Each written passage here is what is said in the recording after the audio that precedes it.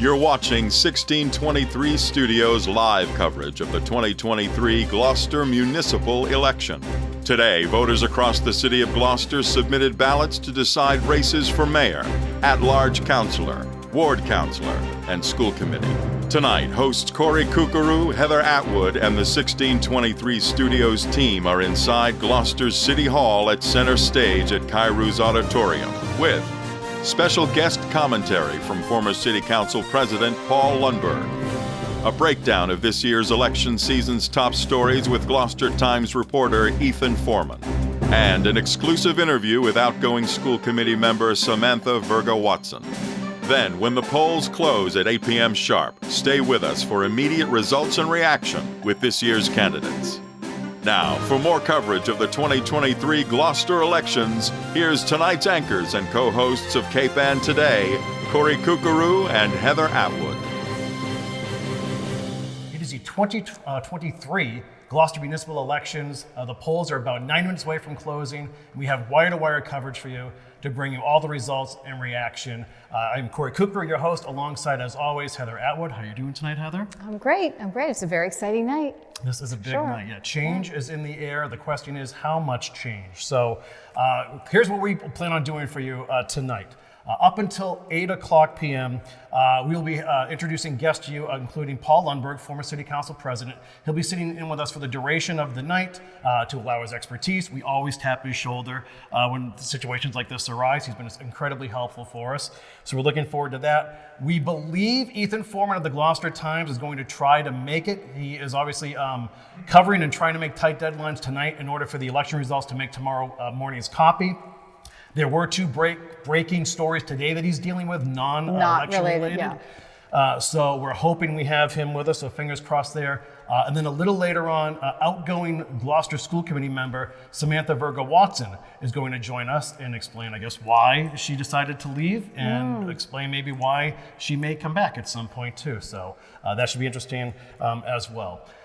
This also is going to bring us right to the polls closing at 8 p.m. We'll have that for you, and then we all wait with bated breath for the results to come in. We have worked with City Hall very closely this election season to sync up those results live for you.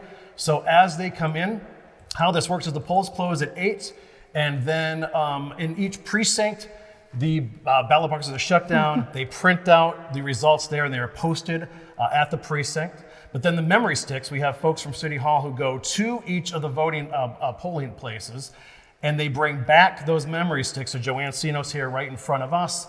And when those results are ready, we are going to automatically have those results for all of you, just like that. So big leaps in technology for us this year. I know. What a difference 2 years makes. Yeah. And then, of course, once we have those results in, we'll have live reaction from as many candidates who are here at City Hall as possible. So it promises to be a great night. So, Heather, right off the top, we should probably get into the races. Of course, there's a potential for lots of change in the City of Gloucester leadership here. Of course, the lead story is the mayoral race between incumbent Greg Verga, who is 22 months into his first term, going against spirited challenger Mary Ellen Rose.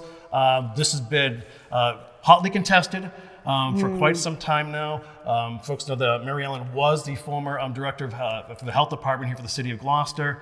Was let go through the Verga administration last year after about 5 months or so, I believe. And it's been contentious at times, the race this year too, as you've seen the forums and debates.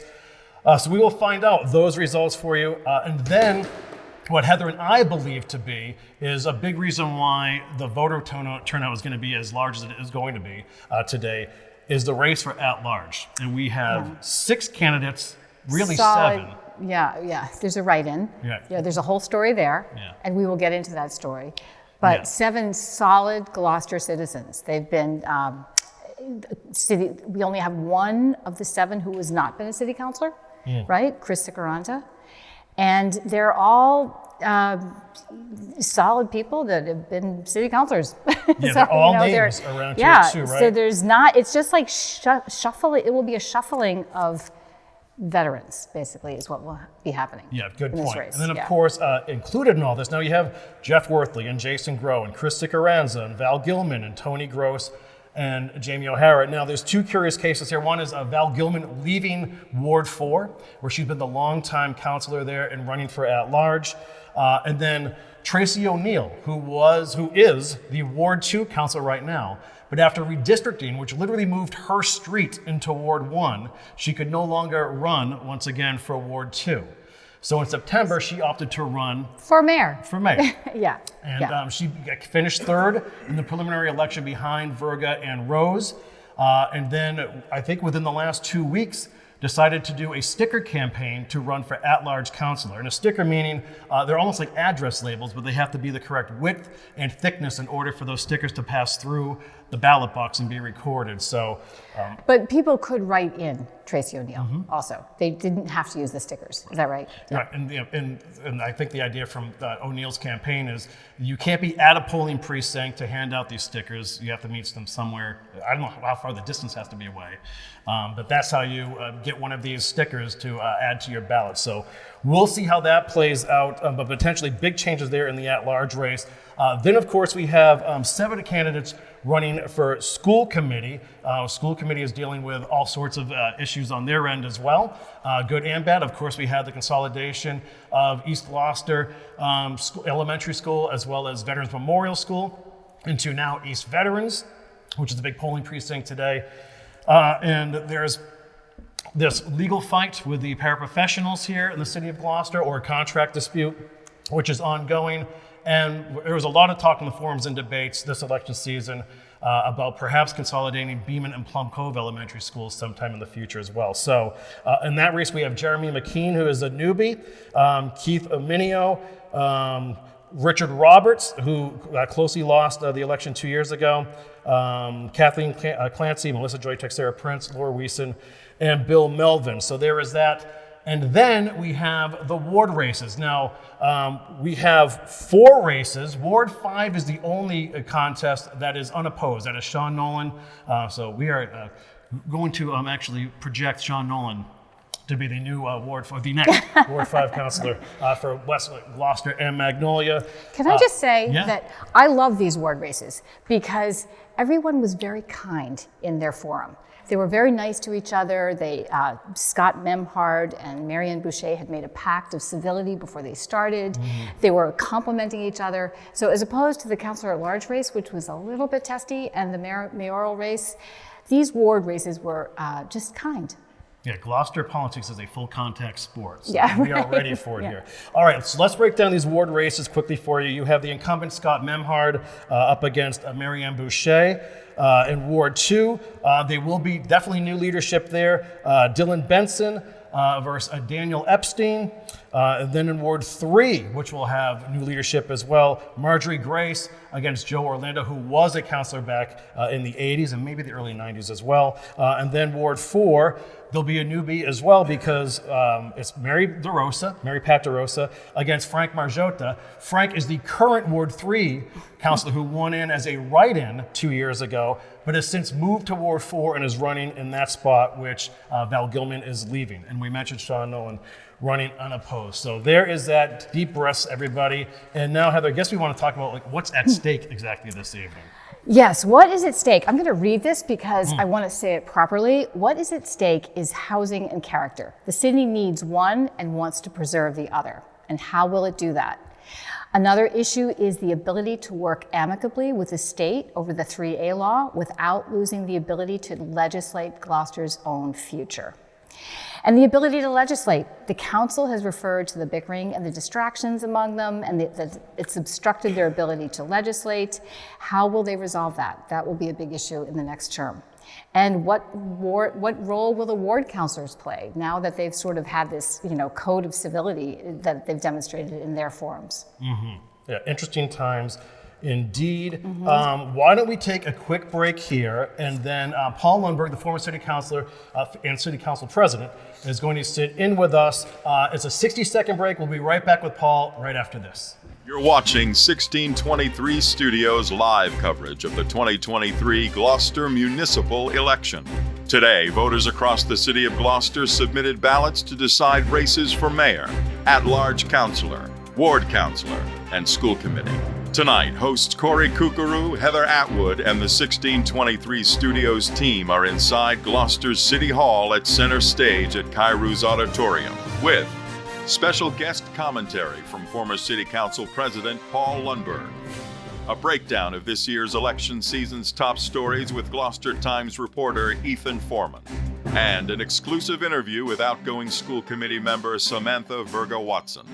Then, when the polls close at 8 p.m. sharp, stay with us for immediate results and reaction with this year's candidates. Now, for more coverage of the 2023 Gloucester elections, here's tonight's anchors and co-hosts of KPAN Today, Corey Kukuru and Heather Atwood. And welcome back to City Hall. It is election night here throughout the city of Gloucester. We are coming to you live from Kairos Auditorium on Dale Avenue, where the polls are going to close in just a little over an hour. And we are here for results and reaction. But first of all, we get to have a nice conversation with Paul Lundberg, close friend of us here at 1623, and the guy who bails us out of lots of things that we need. We have all questions, civic or municipal. So we really appreciate you being here with us tonight. Well, glad to help. And this is a wonderful service for the voters and the citizens of Gloucester. And it's really important that you guys are doing this. So I'm glad to be a part of it and whatever help I can be. Thank you. Well, we have so many questions. Okay. I personally have so many questions because so many issues came out of these forums. And what I really heard as a theme that this city was having an issue with is how to resolve preserving neighborhood character and create housing. That felt like the biggest issue, right? So do you want to talk about that? First of all, can the city legislate neighborhood character? How does that happen? So that's a dissertation of the highest magnitude of that question. But why don't we start with what zoning really is and how that works, because that's the essence of the debate that has been going on during this campaign. And zoning is the way that cities control the building within their boundaries, and control where businesses are actually located, where residences are actually located, and what kind of residences can be in certain places. So in Gloucester, for instance, we'll go to the biggest, which is called R80, because that means that the lot size has to be 80,000 square feet. And for those of you who know Gloucester well, R80 district is basically much of West Gloucester and much of the Lanesville and that side of the Cape away from the water, where the lots are bigger because there's just more space. So the first thing that the zoning does is it establishes those zones and the size of the lots in those zones. If you go from those large zones that I spoke of, R80, down to R5 and R10 downtown, which means that the lot size is going to be 5,000 square feet, not 80,000 square feet. So right there, you're talking about a way that a city can influence the type of building that goes on. When we talk about density, and then the second part of this, is what kind of building can go on that lot.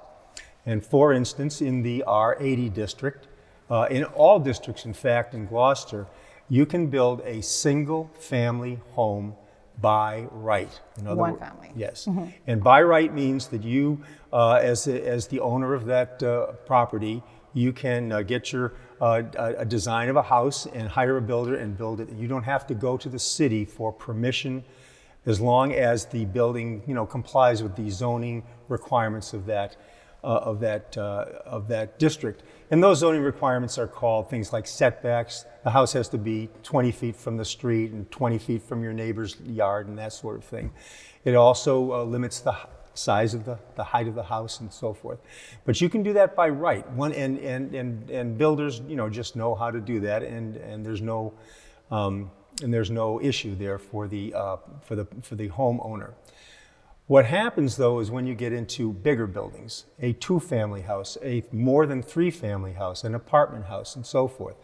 So the zoning code calls for how the uses of those lots are judged. So there's a use table in the zoning ordinance, which is pretty dense, but basically what it says, it's got a little box, and it says single-family home. in R80, Y for yes. Or it says multi-family apartment building in R80, it says N, no. No. You cannot build a multi-family apartment building in the R80 districts. It just is, and that again, how the city controls the size and density of where people live. And this is part of preserving neighborhood character. Yes. Or legislating for neighborhood character. So we'll get to that in just a minute. Yeah. So when I talk about the zoning table, and there's a Y and there's an N, yes, no, but there's more. And there are many places where it says instead of a Y or an N, it says CC, which means City Council Special Permit. Or it says SP, which is the Zoning Board of Appeals. And if you are a builder and you want to build that particular type of building on that particular lot in that zone, and it says SP, you must go to the Zoning Board of Appeals and get their approval. And that is where this control comes in, and that is where the factors that govern usage come in, and that's where we get to neighborhood character. So that is actually a factor on the list Yeah. when that to be considered. So I hope I haven't gone too far into the weeds yet. Well, it's all weeds, right? But Okay, we need the weeds. so here. it's all weeds, but we're getting to the important part of the weeds because this is what has dominated this campaign. And the domination in this campaign didn't start here, although housing and affordable housing has always been a very important subject matter for years. In the 20 years that I've been involved in city government, it's been front and center because Gloucester, by any measure, by the state law, does not have enough affordable housing. And we can get into more weeds on what is affordable housing and how you define it, but we'll leave that aside for a second because I want to get down to the campaign and the discussions during the campaign about that. So when we get down to these zoning districts and the uses within the zoning districts, and we get into the away from the yeses and the nos, but get down into the special permits. So if a builder or a citizen wants to build a 3-unit apartment building in zone R10, they can do that. The zoning ordinance permits that with a special permit. So the person has to go and apply either to the zoning board or the city council, and it's designated in the zoning table of where do you go. And generally speaking, ones that are smaller and less impactful go to the zoning board. Ones that are bigger and more impactful go to the city council. Excuse me for 1 second. So. Yeah, and we've been talking about this forever now, but especially this year, the talk about housing and zoning. It's dominated actually all the communities on Cape Ann, but it's really been an issue in Gloucester this time. Right, That's and for right. the council this past term. Yeah. So in other words, the ability to build multifamily housing in all of these zones, there's 3 zones in Gloucester that say no to any kind of multifamily housing. So that you cannot even apply for a special permit in zone R80, R40, and RC40. That's right. Okay. And and there's a whole bunch of reasons why that is, but that's the way it is. Okay. So where we get to, let's go right down to R10 and R5, which is basically downtown Gloucester, and the downtown area that is adjacent to the train station, which has caused all of this discussion with the so-called state mandate for zoning around MBTA stations. So in those districts currently, forget about what the state wants us to do, currently, in order to build a multifamily unit, like a 4 or 6 unit apartment building in zone R5 or R10, you must get a special permit, and there's a whole application process. Now, the people who adjudicate that, who decide whether or not you get permission, are either the zoning board or the city councilors. And they are guided by the zoning ordinance section 1.8.3, which says when you, a city councilor, for instance, are considering either saying yes or no to a particular project, there are 7 factors, and those 7 factors are social, economic, and community needs, traffic flow and safety, which we hear a lot about, by the way, adequacy of utilities and other public services. The key one here, neighborhood character and social structure. What does that mean? We'll get back to that in a second. The other qualities of the natural environment, potential fiscal impact, and the vulnerability to flooding. So those are the 7 factors that the decision makers must use when they're evaluating a project and formulating their decision. And they are required by the state law and by the ordinance to enunciate their feelings about those factors. So let's just emphasize this. This is the place where neighborhood character is legislated. Correct. It's right there. Yes. Yeah, really, in these special permits Right. for multifamily housing. Sure. Yeah. So let's take an easy one for what neighborhood character is. For instance, if you are in a neighborhood, a street that has lots of single-family homes, and the proposal is to put a 4-unit apartment building along that street, there's a question of whether that apartment building, quote, fits in, whether it disrupts the view of the neighborhood, of the character of the neighborhood. Those are the kind of, and these questions can become really esoteric in a lot of ways. Sometimes it's just a feeling people have. Oh no, if that building goes up there, our neighborhood won't look the same. And it won't, it might not look the same, or it might look the same. And city councilors and members of the zoning board are required by the ordinance to go out and make a judgment about those kinds of things. So that's the easy part of neighborhood character. Just think of a street, all single-family houses. Now we're going to put a 4-unit apartment building in. Does that fit in? And that is the neighborhood character question. Right.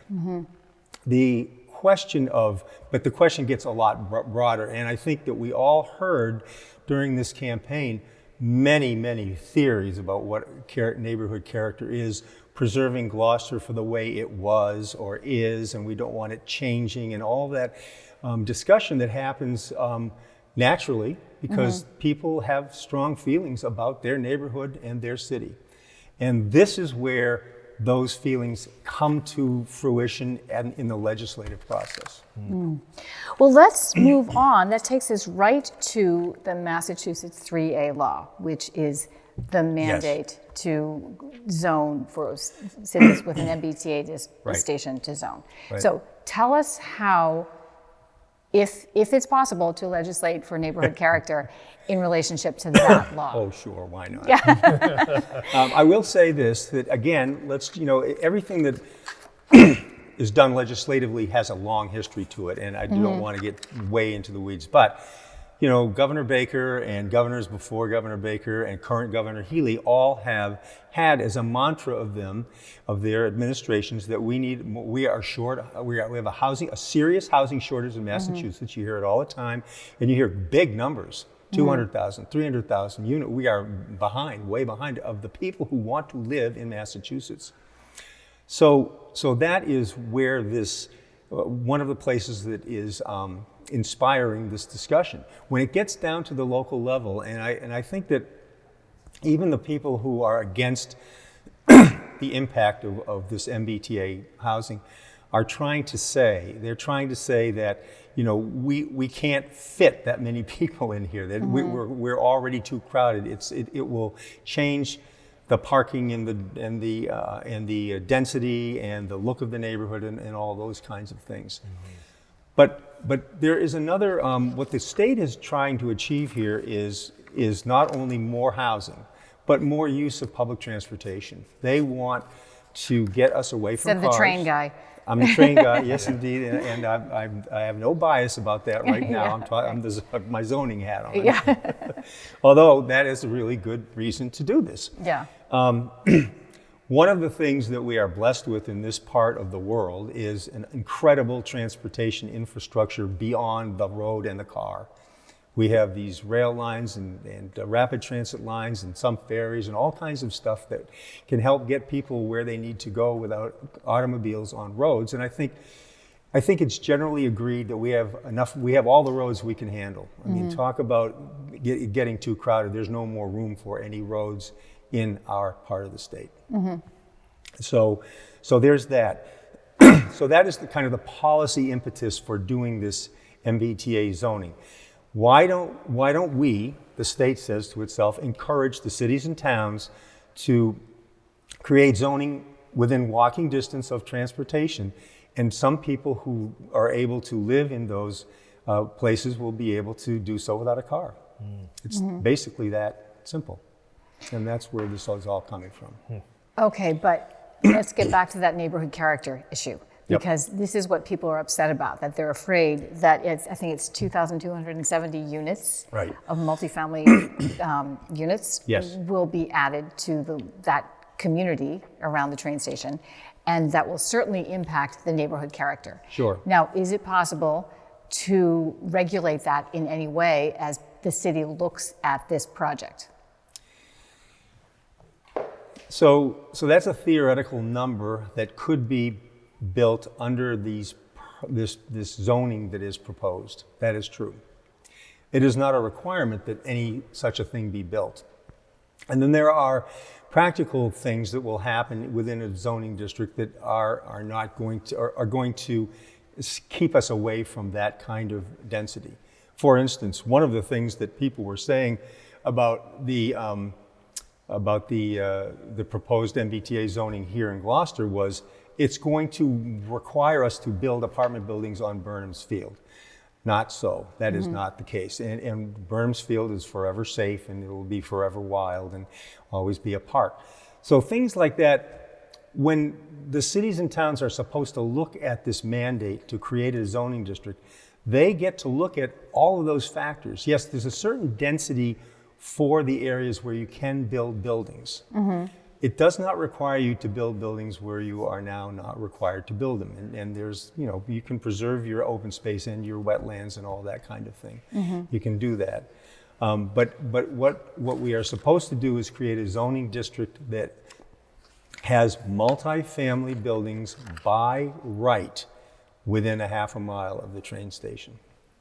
And that by right eliminates the special permit process. Right. Today, you can build multifamily dwellings in R5, which is the downtown district around the train station. You can build them, but you must get a special permit from the zoning board or the city council.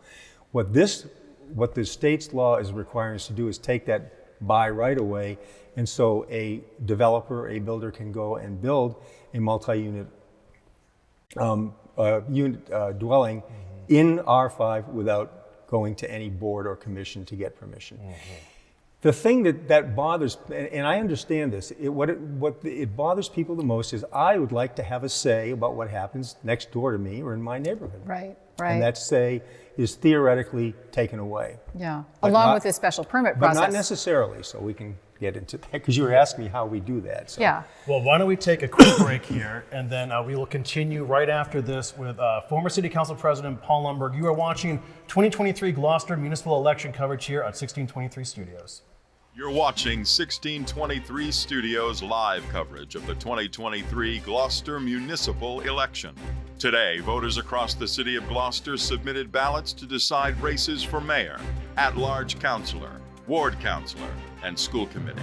Tonight, hosts Corey Kukuru, Heather Atwood, and the 1623 Studios team are inside Gloucester's City Hall at Center Stage at Kairou's Auditorium with special guest commentary from former City Council President Paul Lundberg, a breakdown of this year's election season's top stories with Gloucester Times reporter Ethan Foreman, and an exclusive interview with outgoing school committee member Samantha Virga-Watson.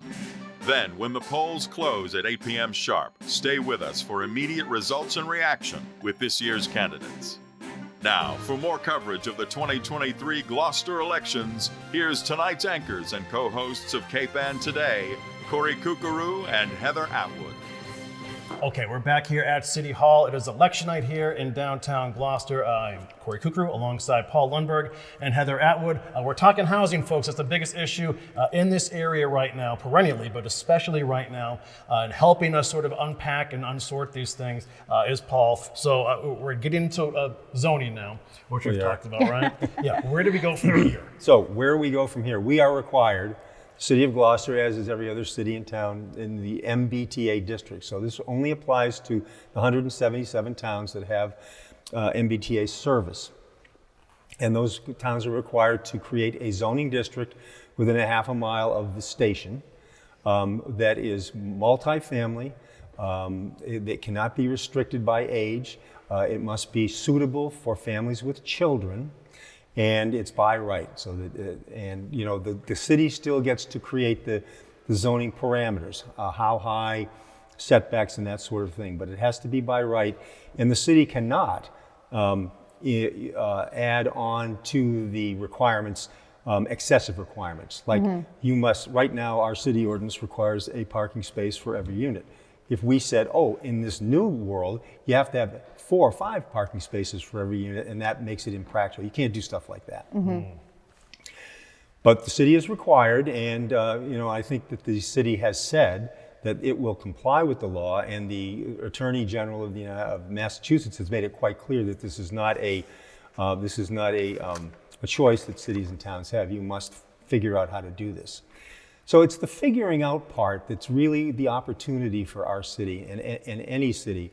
There's an old, the old adage in labor negotiations is that if the other party wants something that you have a lot of opportunity to get something that you want. The state wants this in the worst way, and the state has set up parameters to say, if you don't do it, I'm going to take this away from you. I'm going to take certain grant programs away from you. True enough. And there's that. But there's also, if the city is on the leading edge of being creative on how to make this kind of zoning work and still preserve the neighborhood character and still preserve the ability of our citizens to at least have some kind of say, I'll bet we can find a way that makes it really compatible for most of our citizens. Well, I have 2 questions. I want to back up a little bit and ask you, because this came up in the forums. I think I see the answer here in the paperwork, but there was a conversation about, can some of this zoning be applied to the West Gloucester MBTA station? And it looks as if the zoning at this point does not allow for multifamily zoning there. Is that right? Right, but again, if we wanted to create a zoning district around that train station, we could, but we would be better off on this train station here near City Hall in the downtown area. I think just in terms of geography and topography and all that kind of stuff, and city services and therefore and that kind of stuff. So it makes much more sense to be in the R5. Okay, so how would the city approach this project in terms of trying to preserve neighborhood character and make it work for the best for the city? Sure.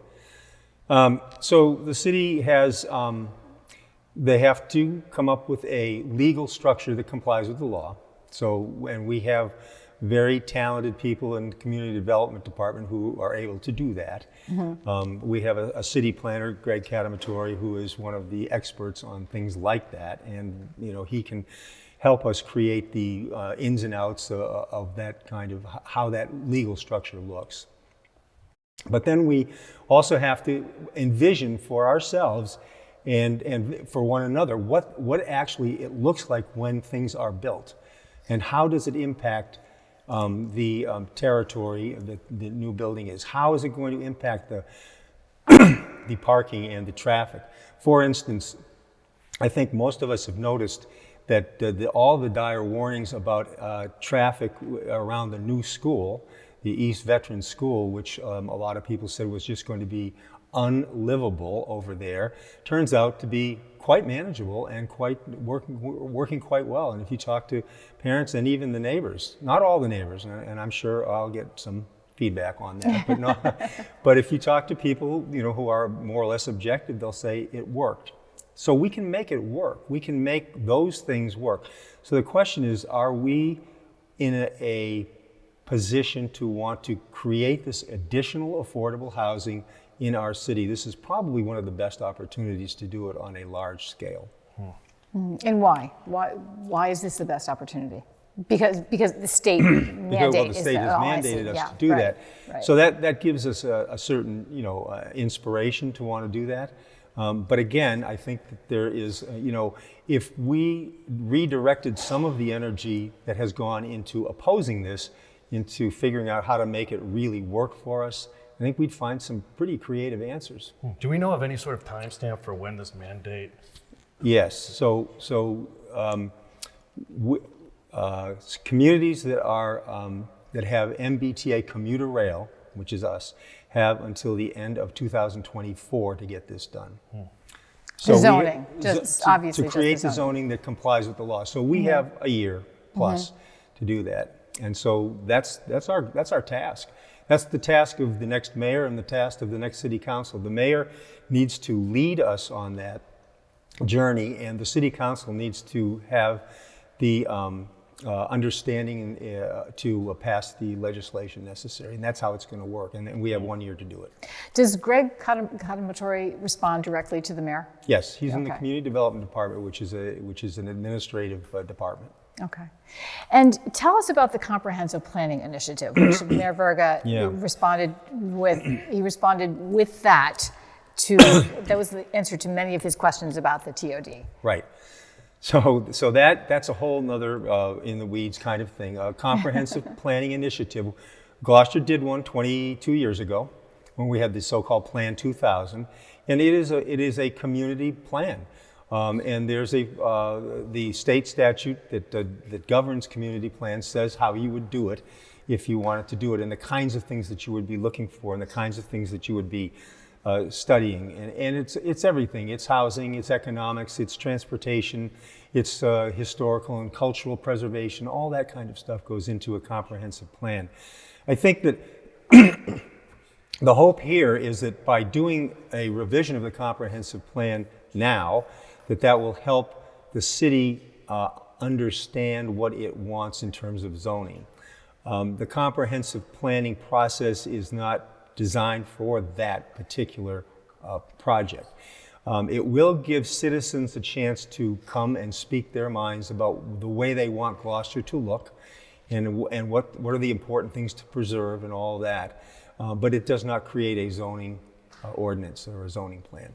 So what will that look like? Because he did talk about wanting thousands of citizens to come forward and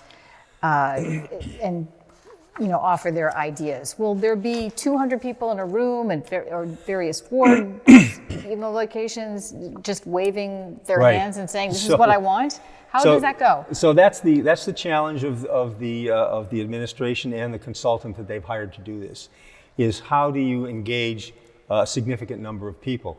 The first thing you have to do is get people interested in doing it. I mean, why is this an interesting exercise to go through? What's in it for me if I'm a citizen? Why should I do this? And I think that's the biggest challenge. Getting the administration and the city government has to sell the citizens on why this is a good idea. Yeah. The mechanism on how to do it is you hold meetings. There's this strategy they have called meeting in a box, where you can go and you can get materials and hold a meeting in your home with 3 or 4 people, and then that kind of goes toward towards the end result, and that's a way to engage people. So there's a number of strategies and tools to do that. But again, the key is the people have to want to do this, and they really have to be interested and think that somehow we are going to get a better city out of doing this project. And can that happen? I mean, it has no legislative ability, right? Right. The plan. It's a plan. The plan is just a plan, and it is a plan of would it be nice if, and wish we were, and that kind of stuff. But there is no legislation that comes directly from this plan. For instance, the last plan we had, the year 2000, the so-called Plan 2000, we ended up with what was called the housing production planning process, which then created yes, you have, which then created some zoning proposals, but it came from several steps beyond the plan itself. So you can see how folks can get lost so easily. Very easily. In these topics. And plus, exacerbated by the fact that of the current housing market here in Gloucester and in Cape Ann, where the median prices are soaring for housing, rents are soaring, there's no inventory. Right. It seems like it's almost too much for people to bear and try to understand and to even think to try to find any workable solutions here. It's very difficult. The market, first of all, the real estate marketplace does not like this idea. The real estate marketplace does not want affordable housing. It wants housing that's as expensive as possible. And people who own homes, they would like their home to be as valuable as possible. There's no question about it. That's why this is so difficult. The balance between that and what you want your city and town to look like sometimes are incompatible, or they're at, or there's a friction there. And there's definitely a friction here. One of the statistics that I looked at, which is really quite amazing, is that we have 30,000 people in Gloucester in the year 2000, and we had 4,000 students in the Gloucester Public Schools. Today, we have 30,000 people in Gloucester. We have 2,700 students in the Gloucester Public Schools. Now, there may be all kinds of reasons for that, but one of the reasons is that families with children of school age cannot afford to live in Gloucester. What do you do about that? Right. You know, if they're lucky, their parents can give them a house or help them with their payments and so forth. But that's really the challenge, and how do we do that? And there are tools in the affordable housing, you know, toolkit that you know, zoning changes and this thing about multifamily or converting a single-family home to a two-family home by right, which got turned down during this last round of zoning proposals.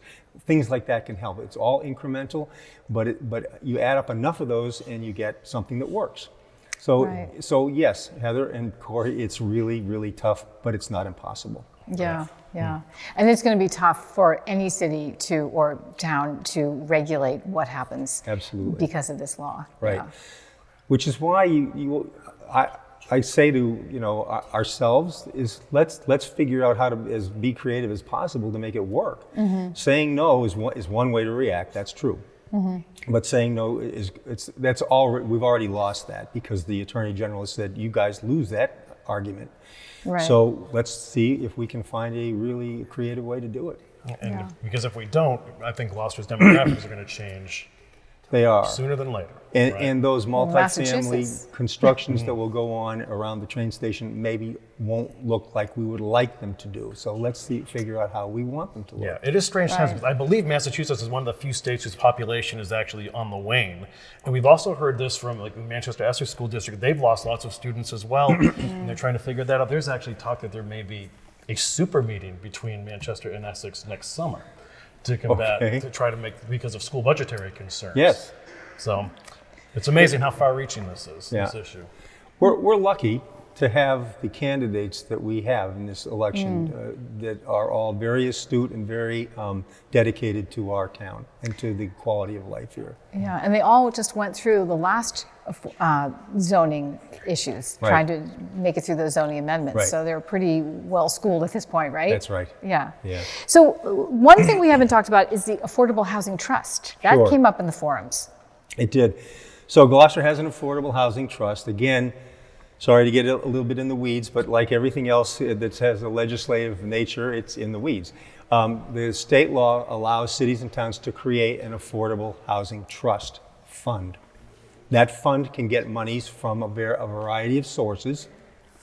For instance, Mayor Verga put some money into that trust fund this year from the ARPA funding. A lot of the funding oftentimes comes from the community preservation fund, that the community preservation ordinance that we have and towns have, comes from a variety of places. So the trust is a place that can receive funds and then can expend them to advocate for affordable housing. In some cases, develop affordable housing or help developers develop affordable housing. The city is not in the business of creating housing or managing housing, building housing. That's just not something cities and towns do. There are organizations that do that.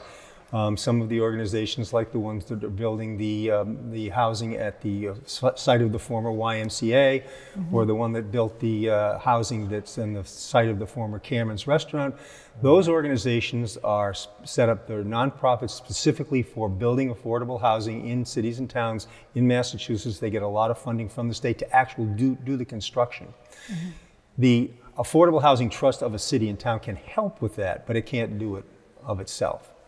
So the other thing that the Affordable Housing Trust, the trustees of that trust are appointed by the mayor, And according to the ordinance, they should be familiar with those issues, and and their expertise can come together and help guide the administration on how to do this. And again, the Affordable Housing Trust has just recently gone through their own process of getting a strategic plan, and they've got a brand new strategic plan. Now it's time to use that plan. And for them to get, and they probably can get energized and really help some of the creative process that I spoke of earlier. How do we comply with this MBTA zoning in a way that's really, really great? But there's no mandate for affordable housing. Mandate, no. Yeah, right. No. Great points. All right, let's take a quick break once again. I'm with Paul Lundberg and Heather Atwood. You're watching a special edition of Cape-Ann Today. It is election night in Gloucester. We're coming to you live from City Hall with results at 8 p.m. We'll be back right after this with outgoing school committee member Samantha Virga Watson. You're watching 1623 Studios live coverage of the 2023 Gloucester municipal election. Today, voters across the city of Gloucester submitted ballots to decide races for mayor, at-large councilor, ward councilor, and school committee. Tonight, hosts Corey Kukuru, Heather Atwood, and the 1623 Studios team are inside Gloucester's City Hall at center stage at Kairou's Auditorium with special guest commentary from former City Council President Paul Lundberg, a breakdown of this year's election season's top stories with Gloucester Times reporter Ethan Foreman, and an exclusive interview with outgoing school committee member Samantha Virga Watson. Then, when the polls close at 8 p.m. sharp, stay with us for immediate results and reaction with this year's candidates. Now, for more coverage of the 2023 Gloucester elections, here's tonight's anchors and co-hosts of Cape-Ann Today, Corey Kukuru and Heather Atwood. All right, we have lots of amazing races happening right now locally. One person who doesn't have to worry about that, though, is Samantha Virga Watson. She is a part of the current school committee for the city of Gloucester, and she's joining us now because we have questions for you, Sam. How are you? Thanks for being with us. So I guess right off the bat, Samantha, your decision to not run this election season. It was a tough one. As you know, I'm a parent in the schools, and I care very deeply about public education. I care very deeply about this city and the future of our public school system here. I do have an 8-year-old and a 5-year-old, and I have a private practice that I own myself. And it was time to sort of focus on some other things. It's bittersweet, for sure. Yeah, because honestly, Samantha, we've been researching for tonight for quite some time, and we look back at the numbers from 2021, and you were the top vote getter for school committee. You really lost the most votes of anyone who ran for public office that year. So to know you have that sort of support behind you now, and to take a step back, so what's that like? It's tough. It's hard to hear some people's disappointment, but also people understand. It's a really big commitment. It's a lot of work. It's a lot of to work, be a public official. I don't think people quite understand the time commitment that goes into getting to meetings, and then everything that comes in between that. You know, that's just a small fraction of it. It's even more so now with the age of social media, right? Right. It's like, nonstop. It's nonstop. It's never ending. Yeah. I'm looking forward to just being a parent in the schools, for sure. Well, and even that term we're going from COVID and educating through COVID to the consolidation of the elementary schools, which was a huge story there too. So would you like to touch upon some of the accomplishments you're most proud of during your 2 years? I mean, as you know, I got sworn in January of 2020, and then COVID happened in March 2020. So that was really trial by fire, for sure. In the same time, we were hiring a superintendent and trying to get a new school built. So in a very short amount of time, we accomplished a lot, including opening schools when most districts didn't. And there was nothing easy about that. Our educators really deserve much of the credit for making that happen, and our parents for getting through sort of the challenges of dealing with both virtual and in-person schooling. But we did a really good job as a committee and as a district as a whole of really prioritizing getting kids in the building. It's very, very important. I know that there was so much conversation across the country about student behavioral health and absenteeism, and I know you guys were really addressing that, and I think you did a great job. Do you want to talk about it a little bit? Yeah, sure. That was a big driver of why we wanted kids in school during COVID. I mean, Gloucester has a population that it's very important that kids are here in the building. Whether we like it or not, public education has become a real wraparound service for kids and for families. We feed kids. Oftentimes, kids are getting clothing and coats from our buildings. Kids are getting mental health services in our buildings. If we close our doors, that's a big deal. It leaves a really big hole in the services that kids need and families need. And sort of as a result of that, we did revamp our attendance and absenteeism policies to make them a little bit more or less punitive and more about building relationships with families. So when kids are absent frequent, we're really trying to reach across the table with parents, bring them in and ask more questions and be more curious versus coming down with a punitive consequence, right? We need to just focus on building relationships with families and kids so that they know that they are that we want them in our buildings. Right. Yeah. Well, Sam, I voted earlier today at the new East Veterans School, and it's gorgeous inside. I just want your thoughts on how it finally played out now that the doors are open and kids are actually in there going to class. Yeah, the doors are finally open. It's amazing. I'm extremely proud of that building and the group effort that it took to sort of get to the finish line. It takes a very long time to build a new school. And I was only there for the end of it. Yeah, The rest of many people on the committee were there for a lot of the planning stages that go in beforehand. I mean, you walk through that building and it's clear that Gloucester's priority is making sure that our kids and our teachers, mostly our teachers, right? Because they're the ones who sometimes are in there for 25, 30 years, have a place to call home that's clean and safe, with plenty of parking and plenty of bathrooms. Right? Those are just the basics. Yeah. The picture I remember really well when we talked to Ben Lummis at one point, the school had not been built yet, and he was emphasizing the fact that there will no longer be those little conferences in the hallways. There's a special ed kid who is sitting in the hallway. And so do you want to talk about that and how it's changed things? Yeah, I mean, I can talk about that just even from a mental health provider's perspective, right? Because a lot of providers will come into schools and do individual therapy, or they'll have pull-out groups for specialized learning, right? And those were all happening in the hall. And that's a problem for lots of reasons, mostly privacy, but because you can't really get a lot done when you're distracted, right? And now we have plenty of space for kids to learn, not just in their classroom, but outside of their classroom, but still be connected. Like if you walk into those classrooms, there's little rooms that kids get to go learn in, but still be a part of the classroom community and not feel like they're being pulled out all the time. It's so important. It's very, very important. Yeah. It's just very well designed. So now, Sam, obviously the big issue going on now, at least publicly, is the contract situation with paraprofessionals. Can you talk about that at all? I mean, I know there's 2 months, you have 2 months left to serve. Is there a resolution in sight? Do you foresee? I can't talk a lot about it. We're still waiting for mediation to start. What I can say is that, we care deeply about our employees, right? And we care deeply about our staff and making sure that morale is good. At the end of the day, we also have to care about a budget that's sustainable and responsible. And it's a hard place to be. Negotiations are some of the hardest conversations I've ever had, and I'm a therapist, right? Right? Like they're really hard conversations that really challenge sort of values with reality.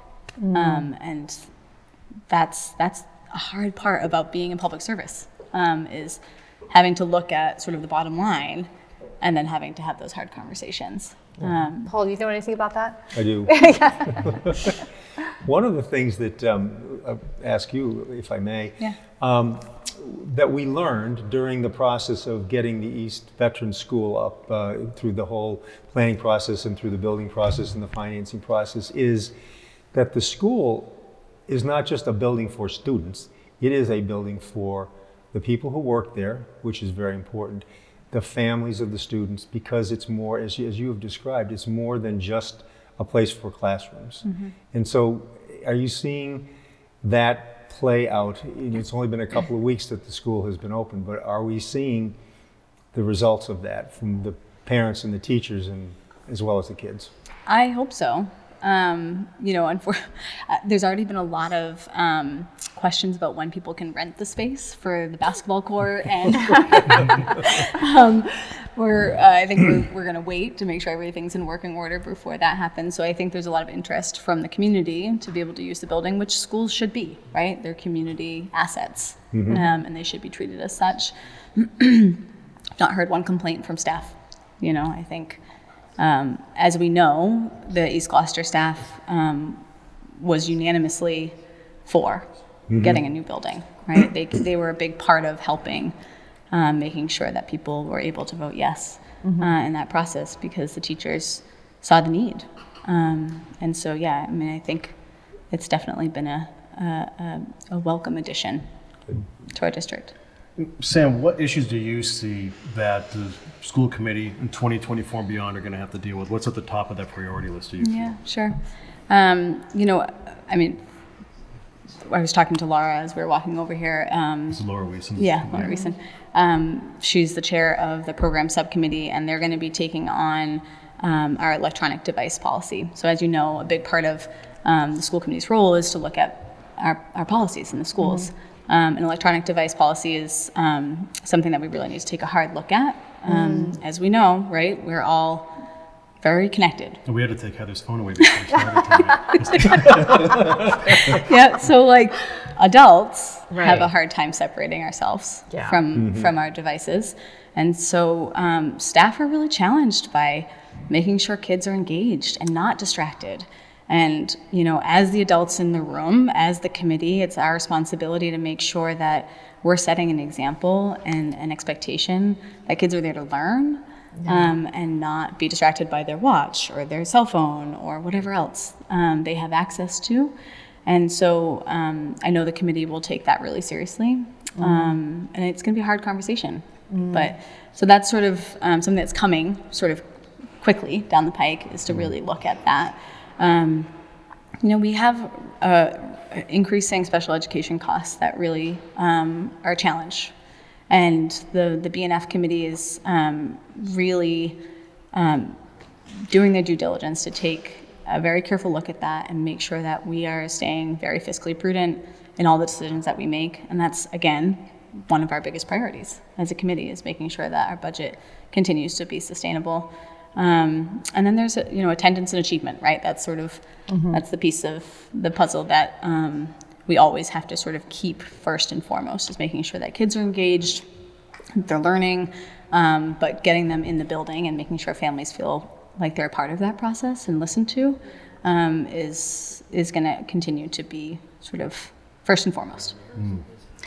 Sam, what to sort of the budget point, whatever happened to the case study when it was pre-COVID, there was a study that was done that was looking at the connection between Rockport and Gloucester's and if it was possible to share services. Sure. That never resurfaced since I've been on the committee. I think COVID just eliminated that one. Yeah, right. Really kind of took that one off the table for a while. Yeah. We'll see. Yeah. We'll see what happens. I think, Rockport is equally challenged by budget stressors. So I think TBD on that one. Okay, that's fine. That's fine. Sam, I have a question for you. What do you want folks out there to know who don't know about the day-to-day tasks of the minutiae of what someone on the school committee is dealing with, what their tasks like? What do you want those folks to actually know what's going on? I think for municipal elections, right, we're all community. We're not like seasoned politicians, right? We're community members, really trying to do our best. And I think that gets lost in some of the drama that is local politics and when there's disagreements. we're all just sort of there, human beings trying to do our best with the very little knowledge that we have coming into it, right? I'm a social worker. I'm not a teacher, but I came in and I learned. And I think we all really need to give each other a little bit more grace. It's become a bit of a spectacle. The whole campaign season. Everything, Yeah, and right. it's ugly, and I think people feel it, and Yeah. and it's disappointing because I think Gloucester is better than that. I think we're a strong community that really should sort of rise above some of the drama that is politics, right? And when you think of it too, right, there are 23,000 plus registered voters in the city of Gloucester, 25 running for public office this year. That's 1/10%. And that's awful and thankless work.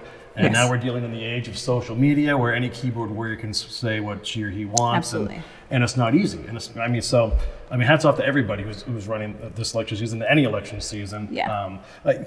So we know that there will be one, potentially two new school board members after tonight. What advice would you give to that person coming into that position?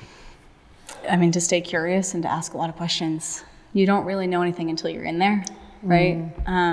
And I mean, Laura and I learned that the hard way, right? School shut down. Right. You both started that year, right? Yeah. We were like, oh, okay, this is different. None of us have done this before, right? I mean, there's no ego. There can't be. You have to really go in and be willing to learn and be curious and to ask some of the hard questions, but to be a team player, right? You're not there to agree on everything. That's the point of having 7 people on a committee, is to have sort of well-natured debate. But you really do need to work as a team. And if you're not there or willing to do that, it makes it really hard to get any work done. Yeah, you get a much better product with a little grace thrown into the mix. And, it's proven time and time again. One thing that many decades ago when I was a Gloucester High School student, we had the vocational school. And the vocational school was very important because not a lot of us went on to higher education. And the vocational schools taught some really important skills to people who wanted to go to automotive or to carpentry or to plumbing, and we even had a fisheries unit back then. The vocational school still exists. And how important is that for today's world? Extremely important. It's a huge priority of both the current sitting committee members and the superintendent. The superintendent has really come in and focused very deeply on making sure that our vocational program, our existing programs are strong, but is also sort of entertaining, adding an additional program focused on health. And so it's an extremely important program for our kids. And I mean, as we know, right, trades are underemployed and they're well-paying jobs, right? And it's important for kids to understand the breadth of options that they have before them, and what better place to learn that than the building that you're learning in. Right. It's such an incredible opportunity to be able to explore some of those options right in this building. That's local for you. If anybody has the chance to go and sort of tour some of these programs, I would highly recommend it. They're doing incredible work. So the kids are responding. Those programs are filling up. Oh yeah, for sure. Oh, that's great. There was a fisheries program again for a short time, right? Is that still there? O'Leary has an aquaponics program. Okay. All right. I think that's a GEF funding. I thought there was an initiative to get kids interested in fishing again, but maybe that was Not since I've been there. okay. Sam, so another question that's popped up a few times through this election season, especially in the Ward 4 race, is a potential consolidation of Plum Cove and Beaman. Is that in the long view, or is that an immediate concern at all? Or has anyone on the committee now started to look at that? It's certainly on everyone's radar. It has been since even before I was on the committee. That's sort of the long-term plan, because neither of those schools really can last probably much more than 10 or so years. I mean, I'm not an expert in that, but you know, they're just as old as some of the other buildings that we've already replaced. So they are certainly in need for sure. Before we leave, Sam, do you have a message for your supporters out there? And then, are you thinking about maybe a return to public office sometime in the future? Would you consider that? Maybe after the little one goes to college. Right. Yep. My kids are very concerned, or my oldest is very concerned that I'm not going to be important anymore, which is hilarious. that even an 8-year-old, she senses that. She totally gets it. I'm not really sure how, but she's figured it out. You're going to be exiled to anonymity. Yeah, she says nobody's going to remember you, and nobody's going to. I'm like, take that phone away. Yeah, that's a problem. You don't need to worry about that. Right. Once you're on TikTok, she'll be fine with you. Yeah. So, my kids are going to keep me busy. My business will keep me busy. The work that I do is really important, and I care very deeply about making sure that I can focus on that work for a while. So I'm not a fortune teller. We'll see. Public service is in my blood. I love doing this work. I care very deeply about this city. I can't say that. I think I'll probably even be more involved now, as somebody who's... As Paul is. Yeah. You will be. Yeah. Yeah, I mean, it's very different to be restrained by public office, right? I'm very passionate about a lot of things, but when you're sitting on a committee, you have to be careful about how you approach some of those things, right? And so I'm certainly not going anywhere. I will definitely be just as involved, just in a different context. Yeah, well said. Well, Sam, we appreciate your time with us tonight, and we appreciate your service to the community, and good luck moving forward. Thank you. And we will hopefully talk to you sooner than later. Yeah, thank you so much. Thank you so much. Congratulations. Thank you so Good much. luck. Samantha Virgo Watson, an outgoing member of the Gloucester School Committee. You're watching live election coverage of the 2023 Gloucester municipal elections. We'll be right back after this break as we count down the minutes to the polls closing at 8 p.m. You're watching 1623 Studios live coverage of the 2023 Gloucester municipal election. Today, voters across the city of Gloucester submitted ballots to decide races for mayor, at-large councilor, ward councilor, and school committee. Tonight, hosts Corey Kukuru, Heather Atwood, and the 1623 Studios team are inside Gloucester's City Hall at center stage at Kairou's Auditorium with special guest commentary from former City Council President Paul Lundberg, a breakdown of this year's election season's top stories with Gloucester Times reporter Ethan Foreman, and an exclusive interview with outgoing school committee member Samantha Virgo Watson. Then, when the polls close at 8 p.m. sharp, stay with us for immediate results and reaction with this year's candidates. Now, for more coverage of the 2023 Gloucester elections, here's tonight's anchors and co-hosts of KPAN Today, Corey Kukuru and Heather Atwood. And 1623 Studios election coverage continues live from Kairou's Auditorium at City Hall. The polls close in just a few minutes. We'll have those results and reactions for you live in real time, folks. But in the meantime, I'm joined by Paul Lundberg and Heather Atwood and Ethan Foreman of the Gloucester Times. How are you doing, Ethan? Frazzled. Yeah. Yeah. So You're question late. number one, right? Is your head screwed on straight? Is this your first time covering a Gloucester election season? Yes. Yeah. And yes. And yes. Yes. It's like Fiesta, only with politics, right? You know? Yeah. So what's been unique about your experience so far? I think what's been unique is about how intense it is. It's a very intense process. People are very engaged. I try not to pay attention to a lot of the social media, but people pick up on a lot of things. I think it's been a very close race. I think housing has been a very key issue in the race. How the mayoral candidates kind of stood on the MBTA zoning issue. Third rail. I don't know third rail, but it's a very nuanced position that the mayor has. He doesn't like the law. He doesn't like the cookie cutter one size fits all. But he's saying we got to comply with it. Whereas, Mary Ellen has been kind of like, maybe we could do some belt tightening. We don't need those state grants that could disappear. So we'll see. I have a lot of, so it's been it's been good, very lively. I covered the city of Peabody for the Salem News. Mm-hmm. So that was a pretty lively. Yeah. So how about the councilor at large race? What do you want to say about that? Do I want to say anything? I don't know. Like if I said if An arrow slips up in these. it's like musical chairs. Okay, it's musical chairs. I could not tell you. Every single counselor has a constituency.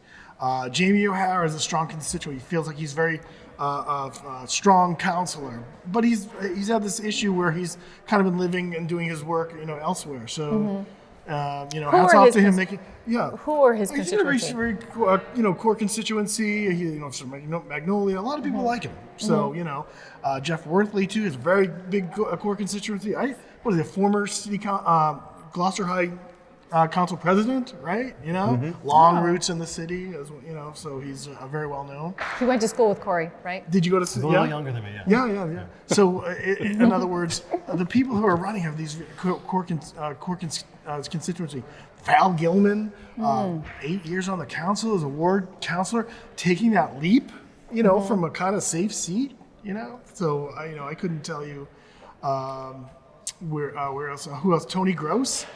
School committee member, longtime school committee member, Waterways Board. I think he's got a big constituency as well. I think he's the only commercial fisherman on the city council. So he brings that powerful voice.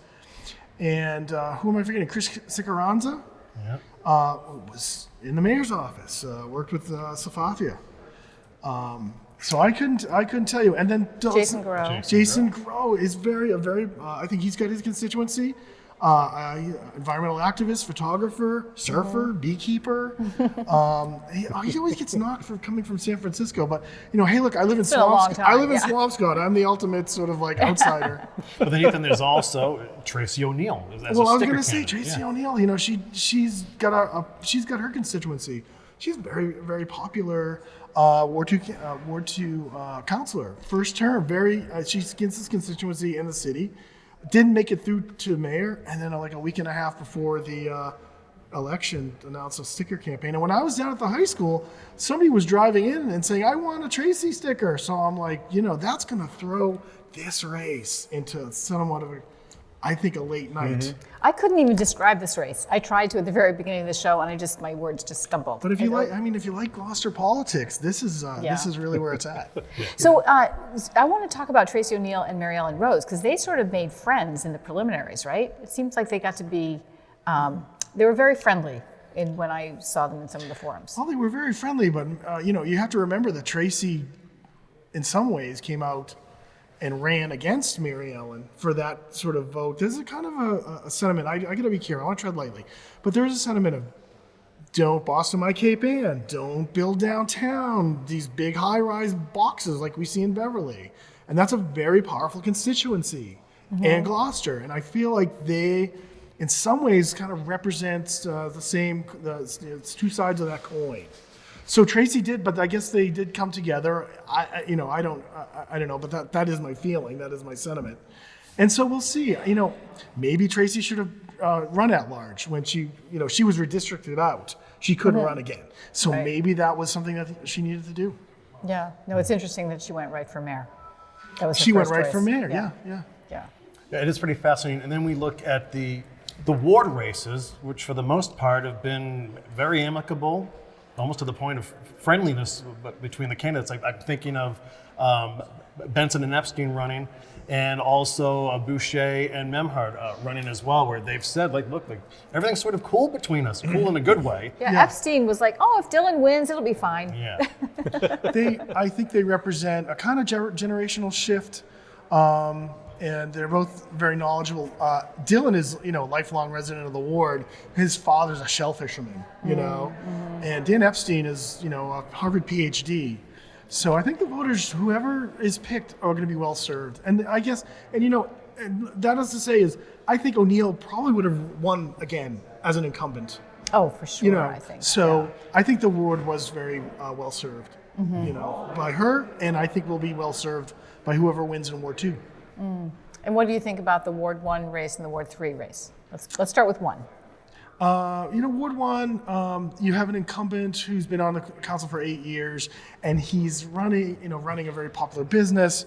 I don't know what the sentiment is as to whether they feel like they wouldn't give him another term. He's been I haven't seen anything that he's done that's not.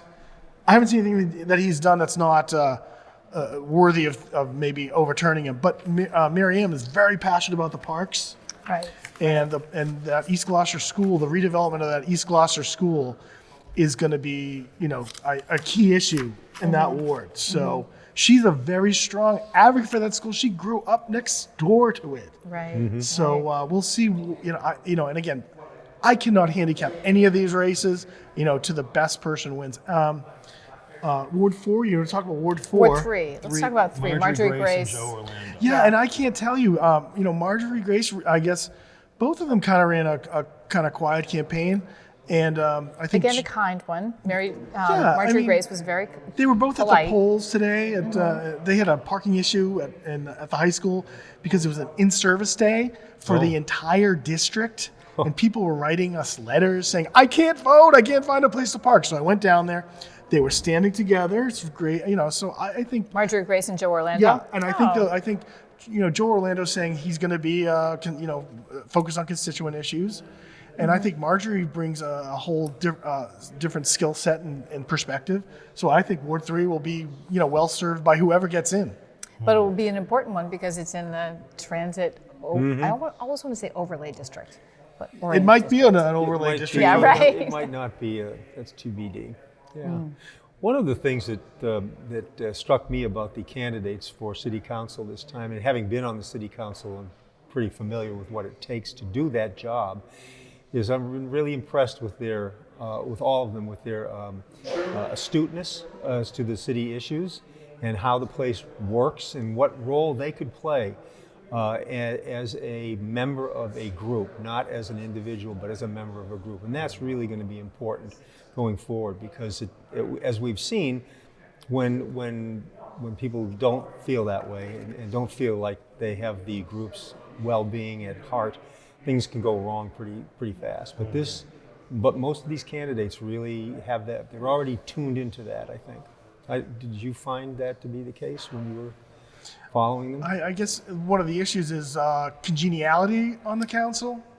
I think that's something that's come up. The code of conduct has come up, whether it's too restrictive as to whether councilors can reach out or not. Maybe, do you think voters are looking for a new way of being on the council? And I'm not sure. It's not something I really. That seems to be in the debates. Sure. I think, what I was really referring to is their ability to understand issues and that it takes a lot of homework to understand the issues. I think they all kind of get that. That's very important. The second part of that is the respect part. It doesn't work very well if we don't have that respect, and I think that's something that we've seen a lot of during this campaign. Yeah. And another thing to that point, Ethan, is to Paul's point, we've heard candidates multiple times throughout the forums and debates answer, I don't know, to certain questions. And is that a refreshing turn or a troubling turn? Well, when it comes to I don't want to single anybody out, but when it comes to that zoning law, you should have some sense of where that is. I mean, by now, absolutely. It's been written about. It's been in the press. The Globe's written about it, and the mayor has a very good handle on it. I know the Mayor Verga's actually talked about pressing Governor Healy about 3A and what they can do. So. But of course he has a 2-year head start on this issue, and Mary Ellen's coming in a little bit colder, as far as that goes. But in some ways, maybe she has a fresh perspective on it as well, and she's got maybe has a perspective of people in the neighborhoods who don't want dense development downtown. So. There, on some of the Councilor at Large forums, there were definitely references to respect for process. Do you want to talk about that? Sounds like I think that's been one of the key issues that I know that Councilor Gilman has been pushing, especially with the code of conduct, civility. There was actually a change. There was a court case about civility. You can't really tell people to be civil now. On the SJC came down with a ruling. Some cities and towns, including Gloucester, had put in, we have to be respectful. Not respectful. You can't denigrate somebody. So they said, we have to change that. That's been a big Interesting. thing for, but The process is different than civility. yeah. But I think one of the things is we have to remember we're coming out of COVID, right? Everything was on Zoom for over 2 years. I hadn't met many of the players in this city for almost a year and a half. So when they got back together, it was kind of like an explosion. It's true. You had two counselors getting up at the podium and stating their case for something that they wanted to talk about. Instead of sort of going through the regular rule of order, and we've had the paraprofessionals are also kind of showing up because they're looking for a living wage. So it was a lot more like being on a rolling ship than I thought it was going to be in the last. So I think that's somewhat an effect of being back in person. Yeah. And not having that face to face. People have to kind of come to that reality that they're in the room together. Yeah.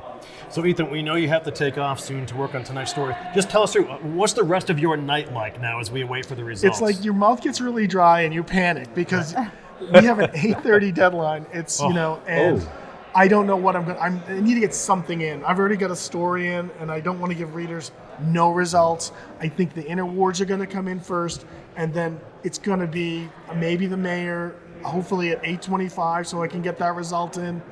And then I'll stay late. I'll do something we'll update on the web. We're going to get everything. We try to get everything in. Stay really late, but that's the problem. We have just a very early deadline, and I apologize to my subscribers who get only the paper. Go online.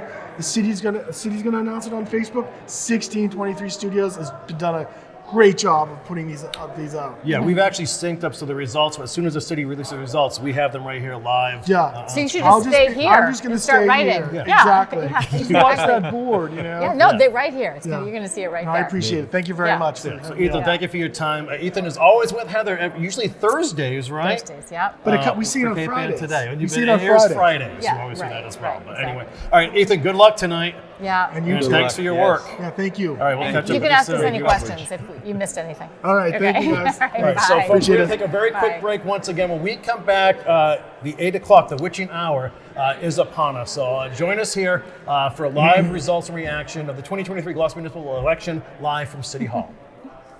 You're watching 1623 Studios live coverage of the 2023 Gloucester Municipal Election. Today, voters across the city of Gloucester submitted ballots to decide races for mayor, at-large councilor, ward councilor, and school committee. Tonight, hosts Corey Kukuru, Heather Atwood, and the 1623 Studios team are inside Gloucester's City Hall at Center Stage at Kairou's Auditorium with special guest commentary from former City Council President Paul Lundberg, a breakdown of this year's election season's top stories with Gloucester Times reporter Ethan Foreman, and an exclusive interview with outgoing school committee member Samantha Virga Watson.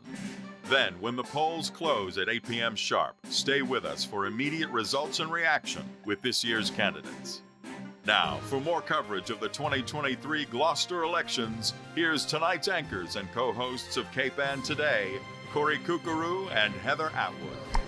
And welcome back to City Hall for live coverage of the 2023 Gloucester Municipal Election. I am Corey Kukuru alongside Heather Atwood and joined by special guest Paul Lundberg, a former City Council President who's been lending us his expertise all night too. We're just a few minutes away from the polls closing. Exciting times here. You see the ticker there, less than 5 minutes now. I want to go back to one point that Sam Virga Watson just made where in talking about what folks may not know about public officials and those running is you don't really know what's at stake or what you're in for until you're actually in that office. So it's not like most of these candidates running don't run with a platform, Right. Nope. right? They just they're running because they want to help and serve their communities. So I just thought that resonated with me when you said that. Yeah, and it is exactly right. And then and it's all on the job training. You can watch on 1623 city council meetings and school committee meetings if you're interested in becoming a candidate and learn some things, but you have no idea how it is to do the work until you actually have to do it. And that's the experience. You're right. And Sam was very articulate on that.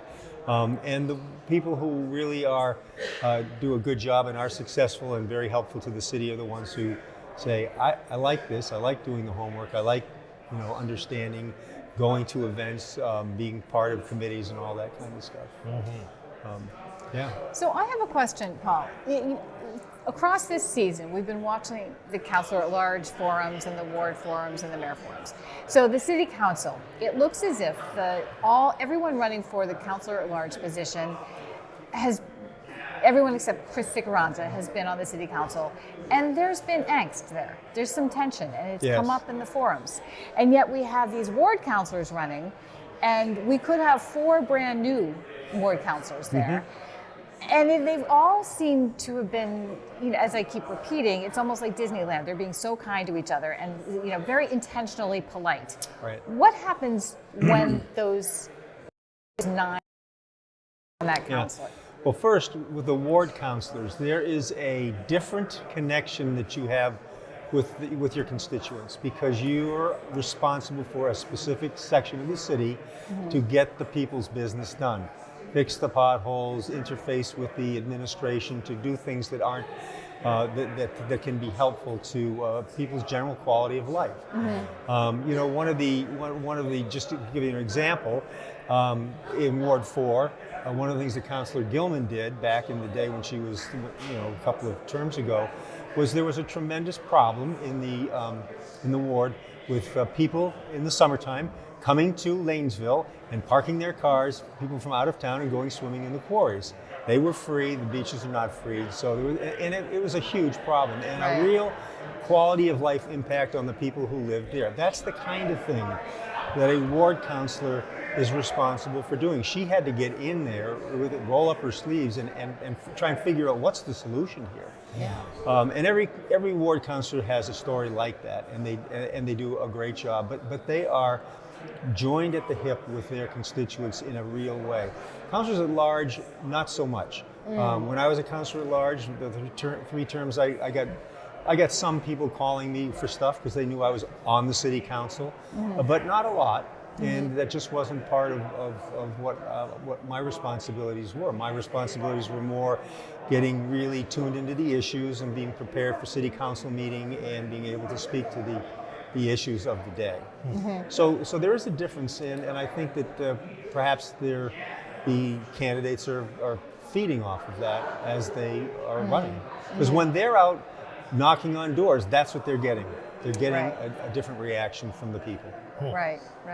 Well, the buildings start to fill up now, folks. We're busy. under a minute from the polls closing. Can I give you 1 minute of what it's like on election day for a candidate? Yes. That was literally that was my next question, because you've been in this position before. Now what do you feel? I was thinking about that when I voted at Plum Cove School, and Frank Margiotta and Jason Groh were out there with their signs, and I was remembering when I was doing that. And my routine was I would want to go to each polling place for an hour, and there were 8 polling places, so that's 8 hours. That's pretty much the day for an hour, and stand there with my sign. And you can only stand in a certain place. There's the constable for the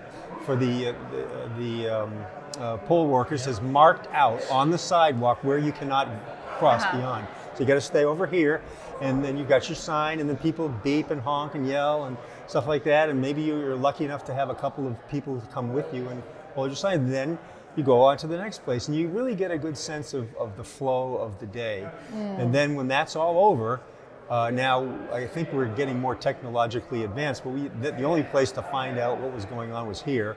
So then after the polls closed at 8, everybody came here, and we're waiting and here they are. They're starting to fill up here. now. And obviously there are some candidates who have viewing parties. Right, but the campaign was basically over on election day, but you were still having a presence. And all the candidates that I saw today, they wanted to have a presence.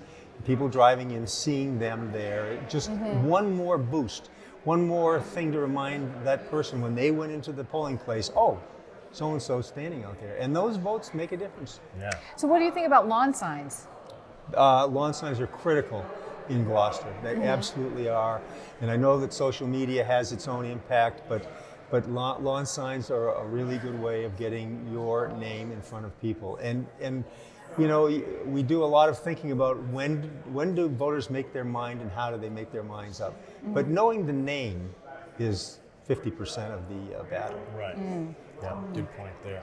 All right, folks, we are just after 8 p.m. here. The polls have closed, and now we wait. So how this works, to the best of my knowledge, after several conversations with Joanne Sinos, is the polls have now closed. Those ballot machines are locked up. They produce a printout of the results for that particular precinct that is posted there at the polling venue. In the meantime, there are officials from City Hall or volunteers from here going out to each of those polling places to collect the memory sticks from those ballot machines. They return them here to Joanne Sinos, who will be right on the floor in front of us here at Kairou's Auditorium. And then once those numbers are tabulated and calculated, we believe we will have those in concert with City Hall and share those results with you for all the races this evening. So it's pretty heady stuff, actually. Now, we do want to make a couple quick points here, minor points. Tonight's results are actually unofficial. There are still folks who cast very last-minute ballots or might have been here at City Hall. And those votes obviously will not be tabulated yet. There's also sometime after Election Day where mail-in ballots from overseas are yet to come in as well. So if we remember 2 years ago in Ward 2, Tracy O'Neill won by 1 vote on election night. And then Heather and I, we talked to her. She was as surprised as the rest of us that evening on what was going on. There was a recount, and when the official tally came about a month or so later, when all the results are final, she'd actually won by 2 votes. So it just goes to show you how close these races can be. And with all the names in these races happening tonight, I would expect that we're going to be looking at some close calls here. We are. Right, We are, yeah. definitely, yes. And do you anticipate a recount, Paul? What do you think? You think it's going to be that close? It could be. There could be some very close races, yeah. Again, because of the quality of the candidates. I do also, since I'm sitting here and I've got a mic, I'd give a shout out to Joanne Sinos, the city clerk, and her colleagues who always do a tremendous job on running these elections. They do a great job. And, you know, it was interesting a couple of years ago when there was in the nation this disparagement of election poll workers and were they doing the right thing and, you know, all that partisan stuff, which does not happen here. And here we have a very high quality of person who volunteer. They don't volunteer, but they do volunteer to work at the polls. And that's a long day. And do a remarkable job. So thank you, Joanne, and thank you everyone who was at the polls today. Yeah, cheers to them, especially and Ryan Knowles of the IT he's director great. here too. He's been huge for us tonight. Yeah. So Paul, let's ask you this question because it comes up every election season. Okay. Why is there no party affiliation for local elections? Why is there no? Well, it's in the city charter Oh, okay. that there can be no party affiliation. Yeah. But is there a better idea in this world than no party affiliation? I can't think of one. Right. Exactly. And it just goes. The result is amazing when you see what happens in a municipal election, and it's true in every town and every city in Massachusetts and everywhere that has nonpartisan elections. It's just better. It just the noise of that trying to label someone in a very shallow way is gone. Right. And people talk about the issues. And so thank goodness the charter says what it says about that. Right. Cheers. Yeah, it becomes purely about the candidates. It's really interesting. Absolutely, Yeah, right. It's just the quality of the candidate. And the bottom line is, this is all about the voter and whether the voter understands what their choice is all about. And we all owe it to those voters to make it as clear as possible what this is all about and who these people are. So, folks, if you're just tuning in, we are waiting for the election results to come into us. The polls just closed. The memory sticks from the ballot boxes, all the polling precincts, will be returned here to City Hall. So obviously we expect to get Ward 3's memory sticks sooner than later. We'll have to wait a little bit for Wards 5 and 4. So we would expect to have results, I would say 8:25-ish or so, somewhere in there. Yeah. That's what we're expecting. I hope we can make Ethan Foreman's deadline in time. And then we hope to speak with as many candidates as possible who would like to come up and talk for a bit too. So we're sort of winging it at this point and waiting with bated breath, but it's an exciting part of the election season that it's finally coming to a close. Paul, when you think about these, you were talking about how you knew on election day you would spend your 8 hours at sort of each polling place, right? and now you have this 20 to 25 minutes to kind of wait and see. What's that like? Well, you came to Kairou's, right? I did. Yeah. Yes, I did. So you're hobnobbing with your colleagues and trying to just get a sense of what happened during the day, and there's but it's the numbers that matter now, and that's what we're all waiting for, and how it turns out, and you just kind of it's a friendly crowd. Everybody's in the same boat at this point. Everybody, the campaigning is over, the election's over. There's nothing to do except try and share experiences, and so it's a good place to be if you're in that situation. Yeah. They look friendly out there. They look do like look they're friendly, having yeah. a good time. Yeah. So are there parties? What do candidates do? So some candidates actually have election headquarters kind of thing. I think the mayor usually does at some restaurant where people go after and to see either celebrate or commiserate, just like they do on TV. But for the most part, these candidates don't do that. They get their results and they talk to their good close friends and the people who help them. Generally not in the same space, maybe a house party or two, but nothing of the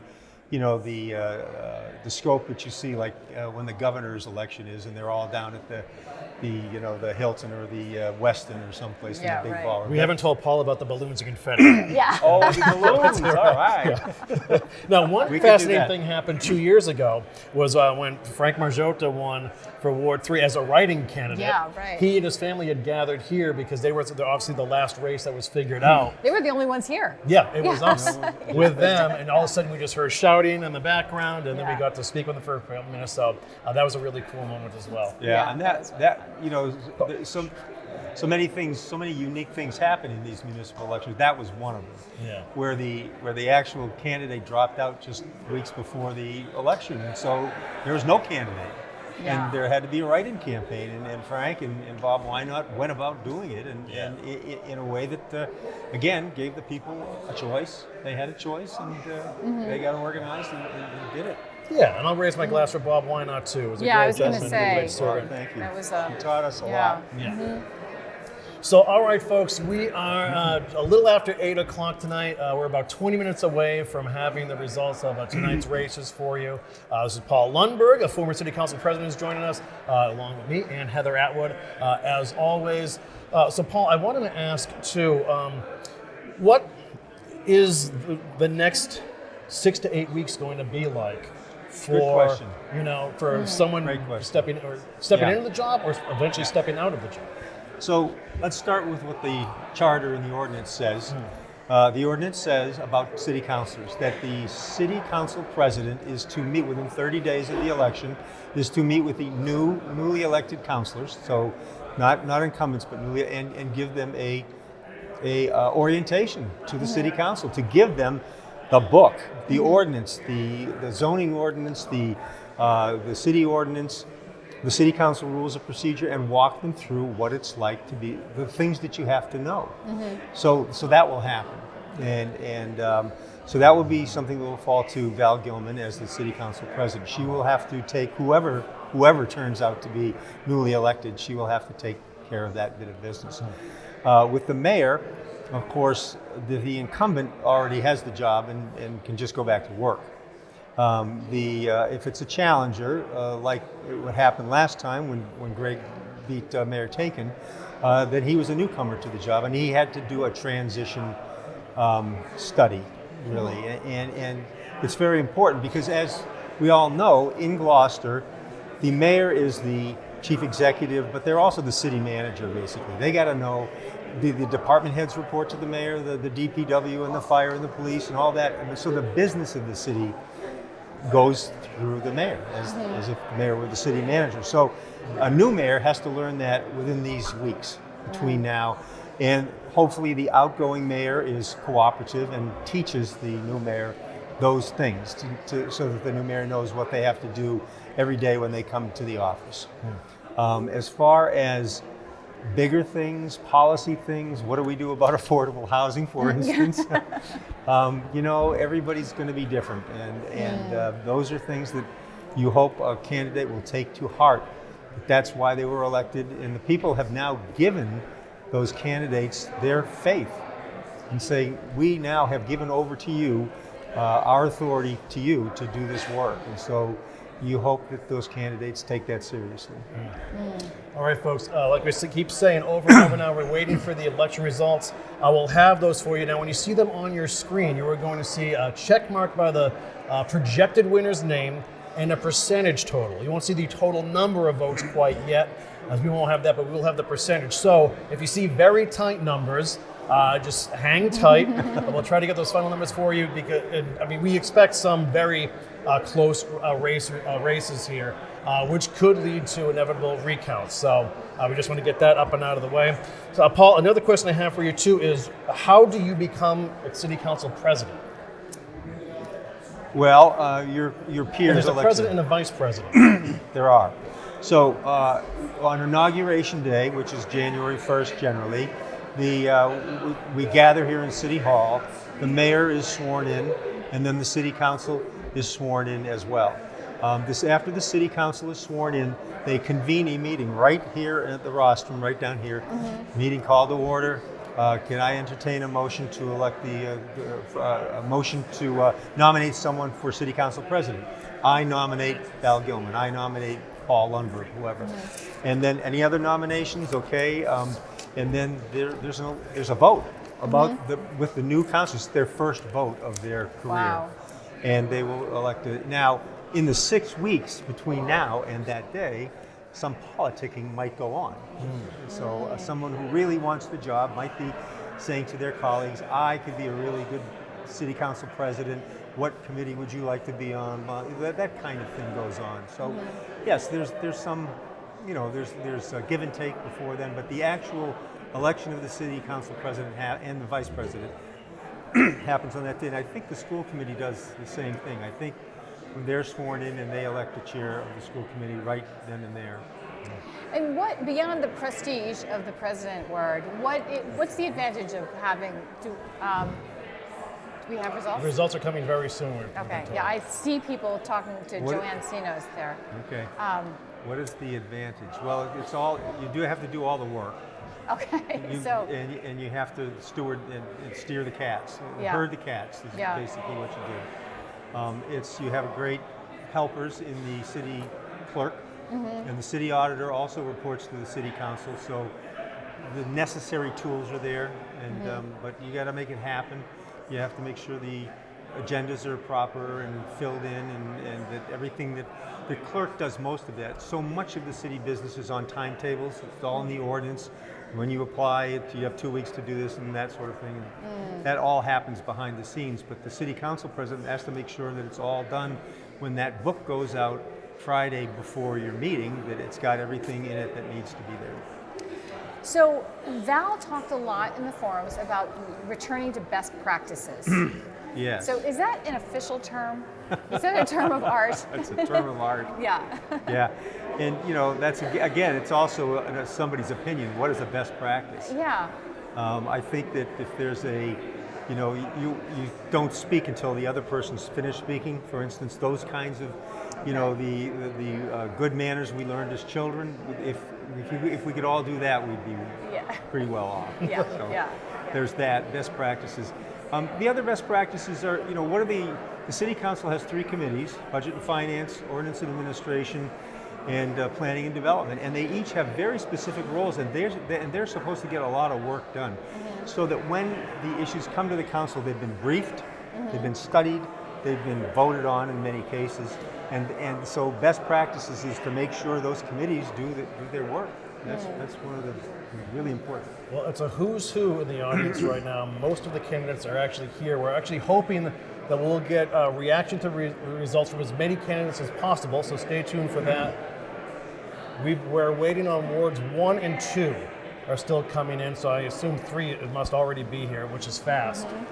So we're going to have results sooner than later. So we're just keeping our eye on the floor for that. We're getting notes from the floor as well. In a little twist this year, we're working in concert with City Hall to actually release the results simultaneously through their official outlets. In 1623 Studios, we serve the municipalities of Gloucester, Rockport, Manchester by the Sea, and Essex. We feel very privileged to be here bringing you this information tonight. It's been an exciting election season. Change is in the air. How much change? We are going to find out very shortly. So thanks for being with us and being patient, and we'll get those results to you ASAP. So can I ask you anecdotally what your experience has been in terms of viewership tuning into stuff like this? My anecdotal experience is people are saying things like, I've tuned into 1623 to find out such and such. I tuned in to watch the elections. It seems like, as an adjunct to social media, this has become a very important outlet. Yeah, it's a great point, Paul. Because I remember being a kid and growing up and watching Channel 12 and Adelphia Cablevision and New England Cablevision, et cetera, et cetera. The big night was always election night. It would be live coverage. They'd have great coverage of it. There would always be Heidi Dolan with a whiteboard on the floor writing in the numbers, and Meredith Fine was hosting, and it was a big to-do. But that was, you would watch Channel 12 for high school sports, graduation, the municipal meetings, and really the big enchilada was election night. Yeah. So in our work there, and we have a tremendous crew now, and we're just trying to improve those outlets for communication, up the broadcast ante, so to speak.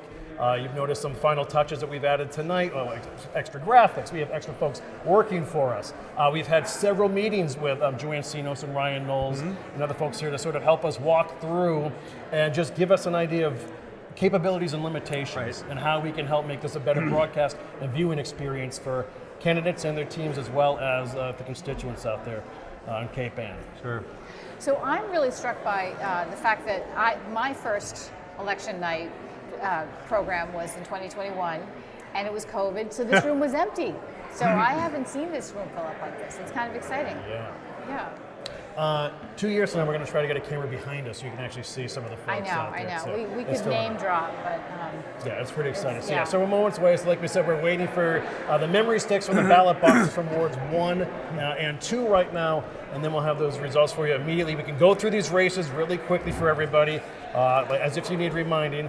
The mayor is up for grabs. It is the incumbent Greg Verga versus Mary Ellen Rose in a very spirited campaign between the two of them. here we go. For various There we reasons. go. all right. Look at that. Thanks, Alec. Gorgeous stuff. So I see Val in leopard skin. Is that right?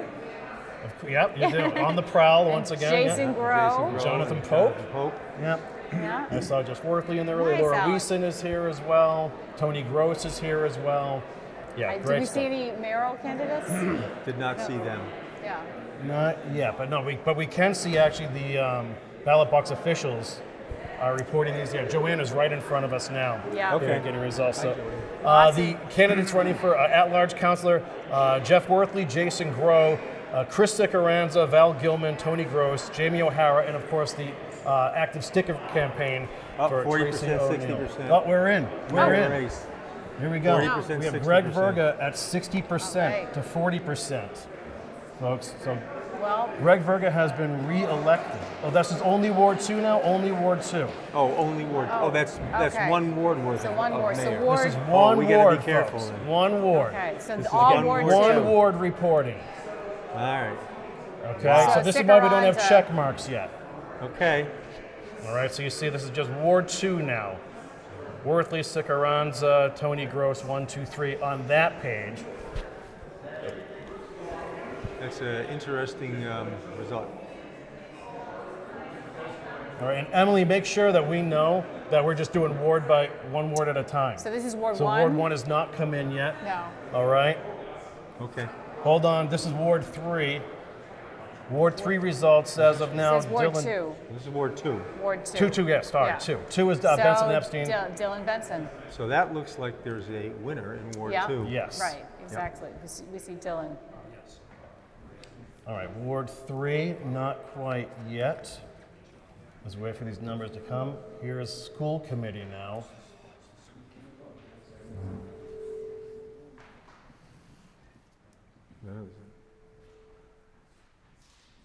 All right, and you see folks here at City Hall awaiting these results as they trickle in ward by ward. School committee.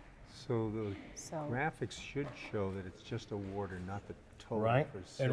Ryan knows we're still just doing ward by ward right now? Yep. This is Ward 2. Okay, and this is just one page of It's the just school one page committee. of 6, 7 candidates.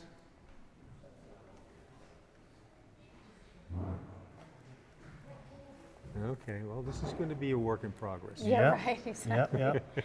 Tiptoeing through the results. Okay, Yeah. school committee. So that's Ryan Knowles, IT director here. He's actually fanning through so we can get back to, this is the final result now. Is Ward 2 race for ward councilor. So there you So have it. Dylan Benson. That's probably a final, Yeah. because that's just the returns for just that ward or just that ward councilor. Yeah, so that's, Yeah. we can call that one. At large with just one ward reporting now. So we have Worthley, Sicaranda, Tony Gross, Jason Gross. Right, but we noticed even in the election 2 years ago how these numbers can vary wildly Oh, from yeah, ward to from ward. ward to ward, yeah. It was really interesting Yeah. to see. We have that actually in our notes. Okay, and again, this is just Ward 2 Right. reporting. And you might expect that in Ward 2. Do you want to? Yeah, tell us why. And I can tell you Ward 3 is about to come in as well. All right. Yeah. The incumbent constituency in Ward has a strong constituency in Ward 2, and you'd expect to see that. Yeah, you know. right, right. That's why. Yeah. One interesting thing about 60-40, that's been kind of the way that mayoral races have turned out the last 5 times. It's true, good point. Interesting. The winner is about 60%, and the second place is about 40%, Huh. with a little variation, but not a lot. Yeah, huh. All right, more results are coming in. Ward 3 is next. Yeah. And I can tell you the way we have these set up now, Ward 3 is. But we can't, how can we tell? This is Ward 3, right? I don't know. Alana, let us know from Ryan where we're at right now. Is this is Ward 1 now? The 4? Precinct Oh, 4-1. Precinct 4-1? Okay. So we've got a ways to go here, but Oh, precinct. Okay.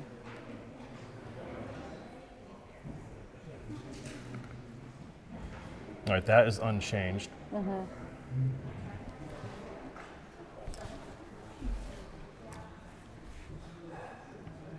All right, folks, so we're waiting for results to come in from all the ballot boxes in the polling precincts. Now we've got a We do graphic have Ward that 4 shows, results. we have a graphic that shows which ward it is. And there is Ward 4, and that is 60%. Right? So Marjata. Yeah, Frankie Yes. Marjota. So Frank Marjota is the winner there. Yeah. Sean Nolan, we have him safely in as Ward 5. So that's council. 3 so far. We've Yeah. got. So we've got Start writing Dylan this down. Benson has prevailed in Ward 2, right? And Frankie Frank Marjata Marjota. in Ward 4. And we've got Sean Nolan in 5. Great call. All right, so just keep in mind, folks, that most of these, other than those ward results, are a work in progress. All right? And you see Ryan Knowles there seated at the end of the table. Doing all the work. And Joanne Sinos is sitting in the same chair that Yeah. she sits at during city council meetings. Oh, that's her exactly chair. her place. Joanne's in red. She's in red. She's receiving the she the is. memory She sure stick. is. Yeah, things are going to happen fast Yeah. now. It's so interesting when that woman who was handing the memory sticks to Joanne came in, you could hear her footsteps. Boom, boom, boom, boom, boom. I looked up and I thought, who is marching in like that? All right, again, here are the results for Ward 4. Frank Marjota, 61%. Mary Pat DeRosa, 38%. We saw the results for Dylan Benson over Daniel Epstein, 72 to 28, approximately. We're still waiting for Ward 1 numbers to come in. And again, we have to remember that Daniel Epstein said Ward 2 would do just fine if Dylan Benson was elected. Yes. So, Yes. And Daniel acquitted himself well in the forums yeah, he of did. this season, too. Yeah. Yeah. We were talking about how he was, when that funny question came up about the carbon credits for Dogtown, Oh, and Daniel Epstein was the one person in the room who said, you know what, this maybe isn't a bad idea. And yeah, it was really interesting. And he was definitely the most knowledgeable about it too. Okay, folks, again, these are not final numbers for the mayoral race. We're still waiting for them. We actually have Ward 1 results about to come in. Waiting for that. You can tell because the crowd starts to stand around the projection There's screen. also a couple of things to remember since we don't have the actual numbers. Wards 2 and 3 generally have less numbers than the big wards 4 and 5. Oh, the voter turnout? In terms of voter turnout. Oh, interesting. So while you have a percentage like that for Ward 2 or 3, the number of votes behind those percentages may not be quite as big as you're going to see when Wards 4 and 5 come in. Very That's- interesting. Yeah. Okay. Very interesting. So that's wards 2 and 3, you said, are like that. Yes, Yeah. the downtown wards generally have less votes. All right, and once again, just to reiterate in case you're just tuning in, this is not a final tally for the mayoral race. This is one ward reporting, perhaps 2 at this point, but not positive, and we're waiting for results from Ward 1 to come in. If you're just tuning in, Ward 2 has been won by Dylan Benson, Ward 4 by Frankie Margiotta, Ward 5, Sean Nolan. Even though that memory stick hasn't popped up yet. But We're pretty sure about that. And Sean's He's actually carrying- here tonight, too. Yeah, He may be carrying it himself. and that's a really important return for Ward 5 because you have the kind of City Hall satellite over there at Extreme Auto on Condolin Road where Sean does his business. That's always an interesting thing, too, when there is an unopposed race. I mean, does that tell the incumbent that Yes. the ward is essentially satisfied? I think so. Yeah, I think so. So do you have any other reflections on these results and in terms of the wards, like how you look at the ward returns? Is Lanesville, I mean, what kind of a candidate does it usually carry, Ward 4? I don't Yeah. know.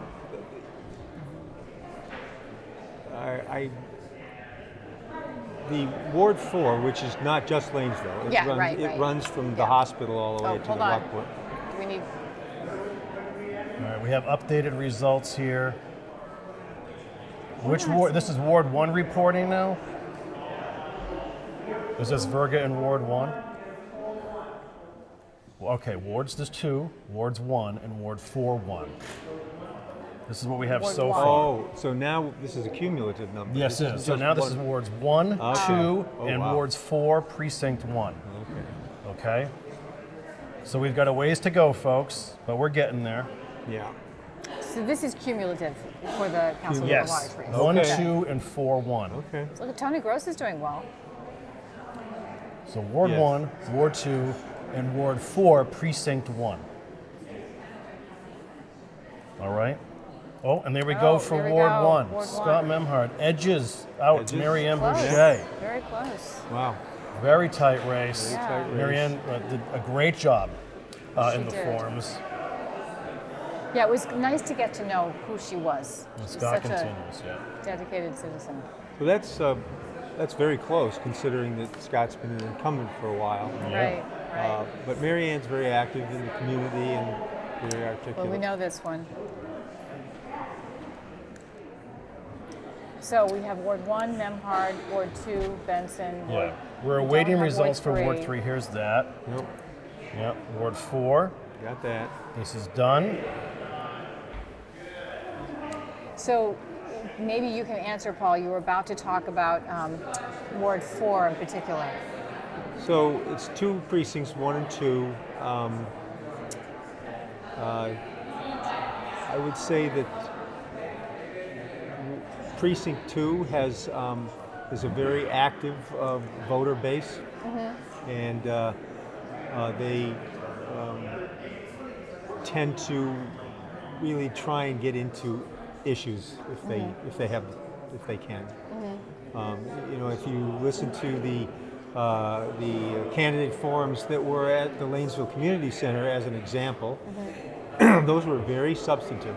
They were. yeah. And the people who want to, and those people, they want to see those kinds of substantive discussions. Well, there was a big undertaking in Ward 2 with the consolidation of the elementary schools. Right. And Ward 4 may be looking at that. Yeah, it came up several. It was questioned several times during the debates and forums this season. So okay, so you can just see this. So that is Ryan Knowles is the IT director here at City Hall, and he is fanning through the results for folks too. So basically, they've been the memory sticks are providing printouts, and from those printouts, Ryan and his team are typing those into these graphics, which we're showing you in real time. So this is exactly what the folks here in City Hall are looking at on the big projection screen. And again, these numbers are not final. As of now, we have wards 1 and 2 are in. Ward 4 precinct 1 is in. And we're now being told that Ward 5 precinct 2 is about to be added. So this is cumulative? This is cumulative so far, wards 1, 2, and Ward 4 precinct 1. Okay.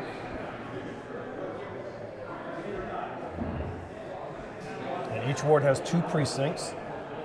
Yes, it does. Some of them vote in the same place, some of them vote in 2 different places. Ward 4 has 2 different polling places, Beaman School and Plum Cove, but Ward 3, for instance, everyone votes at the high school. Ward 2, everyone votes at Our Lady. So, Yep, and Ward 1 now everyone's at the Consolidated School. Yep. And the Magnolia Library and West Paris School West for Paris, Ward 5. right, exactly. And those wards are big, I mean, distance-wise, so it's a little, makes sense. Yeah.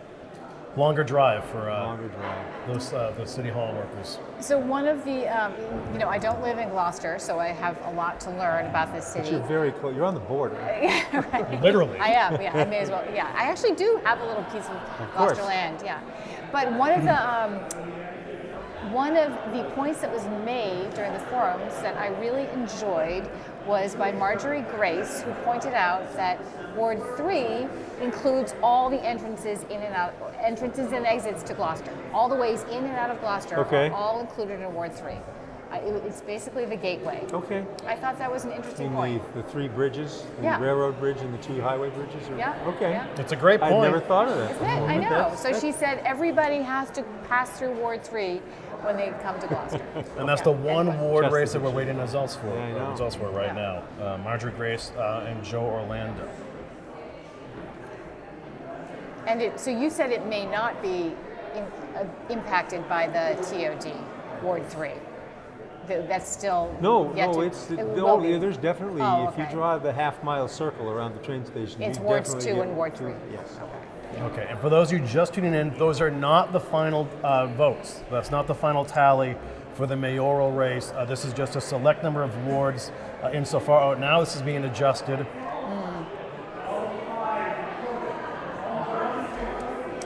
Now they're saying it on the floor. Hold on, Heather.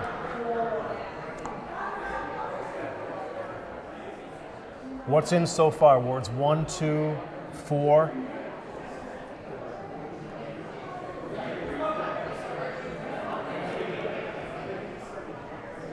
Again, these are not final numbers. 3 is the other one Okay, left. so now all we're waiting for is Ward 3 for all the results, or we know we were waiting for 3 for Ward Councilor.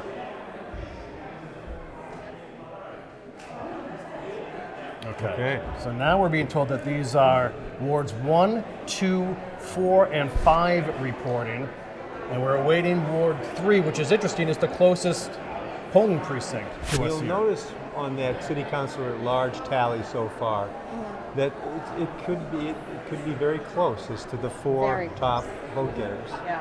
because they're all 6 of them very close right now. There are a couple of margins that Yes, are there really are. close. Yeah. Oh, what? 100. 100%. Wait a second. Sean Nolan gets a big round of applause.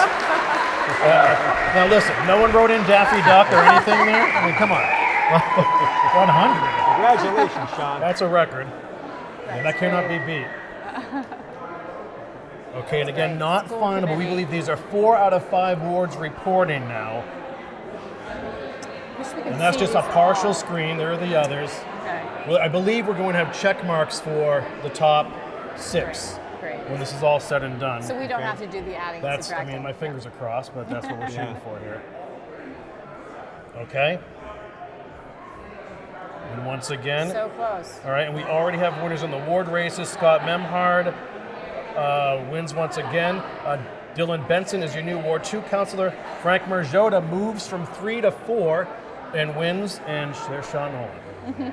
So we do have Mayor Berga in the crowd. Okay. Oh, we He's do? right Oh, over great. yonder.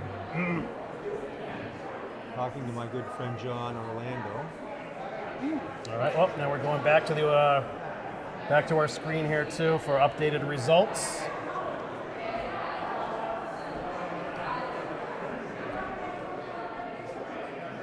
Let's go back, Tyler. So does this look like a normal city hall? So All right, this is 1, 2, 4, and 5 reporting, so only Ward 3 is left. okay, so that is probably going to sustain itself. That result we just saw for the mayor. Well, now look at this race for These at-large. have shifted. These have all shifted, right? So now Tony Gross Yeah. with Jason Grow, Jeff Worthley, and Val Gilman. Will Chris stick around to get that push in Ward 3? Yeah. Wow, And it looks Yep, like Jamie it's gonna be O'Hara. tight here. Yeah. that is going to be tight.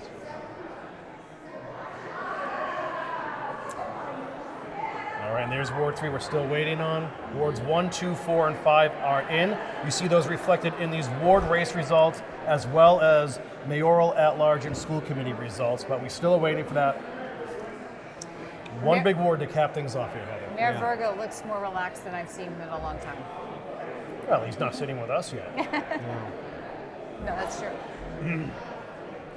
But remember, the 60-40, pretty standard over the years for the winner. That's really interesting. Okay, so all we can tell from this first page is that Kathleen Clancy seems to be in a comfortable position. Melissa Texera Prince, no surprises there. Laura Veason, Bill Melvin, okay. Yep. And it looked like on the other page, Jeremy McKean and Keith Minio. Yeah, and Richard Roberts is down a little bit below them. Yep, he's going to have to do some leapfrogging here. Yes, Coming up right after the break, Sean Nolan joins us. No, probably not. No. you want to come up here and talk? That's a thumbs up. Nope. No, he's talking to Bruce Clark. So, okay, folks, if you're just tuning in, all we're waiting for are the results from Ward 3. So we have the Ward 3 race between Marjorie Grace and Joe Orlando, and then, of course, how those votes lean into the final races, mayor race, at-large councilor, and school committee. So that's all we're waiting for now. I think Joe Encinos is literally opening up the memory stick in front of us. But the crowd looks happy. There's sort of a little bit of ebullience in the behaving. atmosphere. They're behaving tonight. Yeah, they are. Not one chair thrown. So, Councillor O'Hara may. So here's the big surprise, right? Is Jamie O'Hara. We'll see how he does in Ward 3, but he had the second 60-40. most votes in 2021. He did. Yeah. Yes, he did. I have these results here in case we want. Yeah. These are 2021. Yep. This is a formula. If you want this back, Oh, just the No, that's 60-40. okay. I got it. Yeah, and again, that's, the voters are very wise, and that's why we have these elections every 2 years. And they had plenty of opportunity to get educated about these candidates. The voters. All right, so again, not a final mayoral tally yet, but it's coming very, very soon. This may be it. Is this it?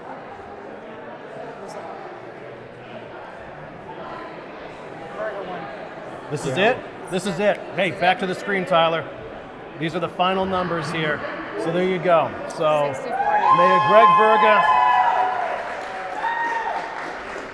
Mayor Greg Verga will get a second term as a mayor for City of Gloucester. He defeats Mary Ellen Rose 61+% to 38+%. Here you go for at-large. It is going to be Worthley, Grow, Gross, and Gilman, with Sickaranza just barely in fifth. Unbelievable. Mayor Greg Verga is actually going to be joining us very shortly. Here are we're breaking now.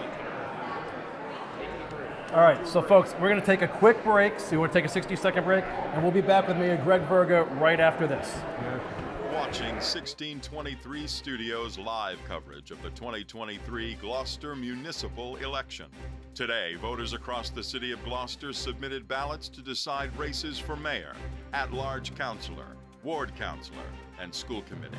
Tonight, hosts Corey Kukuru, Heather Atwood, and the 1623 Studios team are inside Gloucester's City Hall at Center Stage at Kairou's Auditorium with special guest commentary from former City Council President Paul Lundberg, a breakdown of this year's election season's top stories with Gloucester Times reporter Ethan Foreman, and an exclusive interview with outgoing school committee member Samantha Verga Watson. Then, when the polls close at 8 p.m. sharp, stay with us for immediate results and reaction with this year's candidates. Now, for more coverage of the 2023 Gloucester elections, here's tonight's anchors and co-hosts of KPAN Today, Corey Kukuru and Heather Atwood.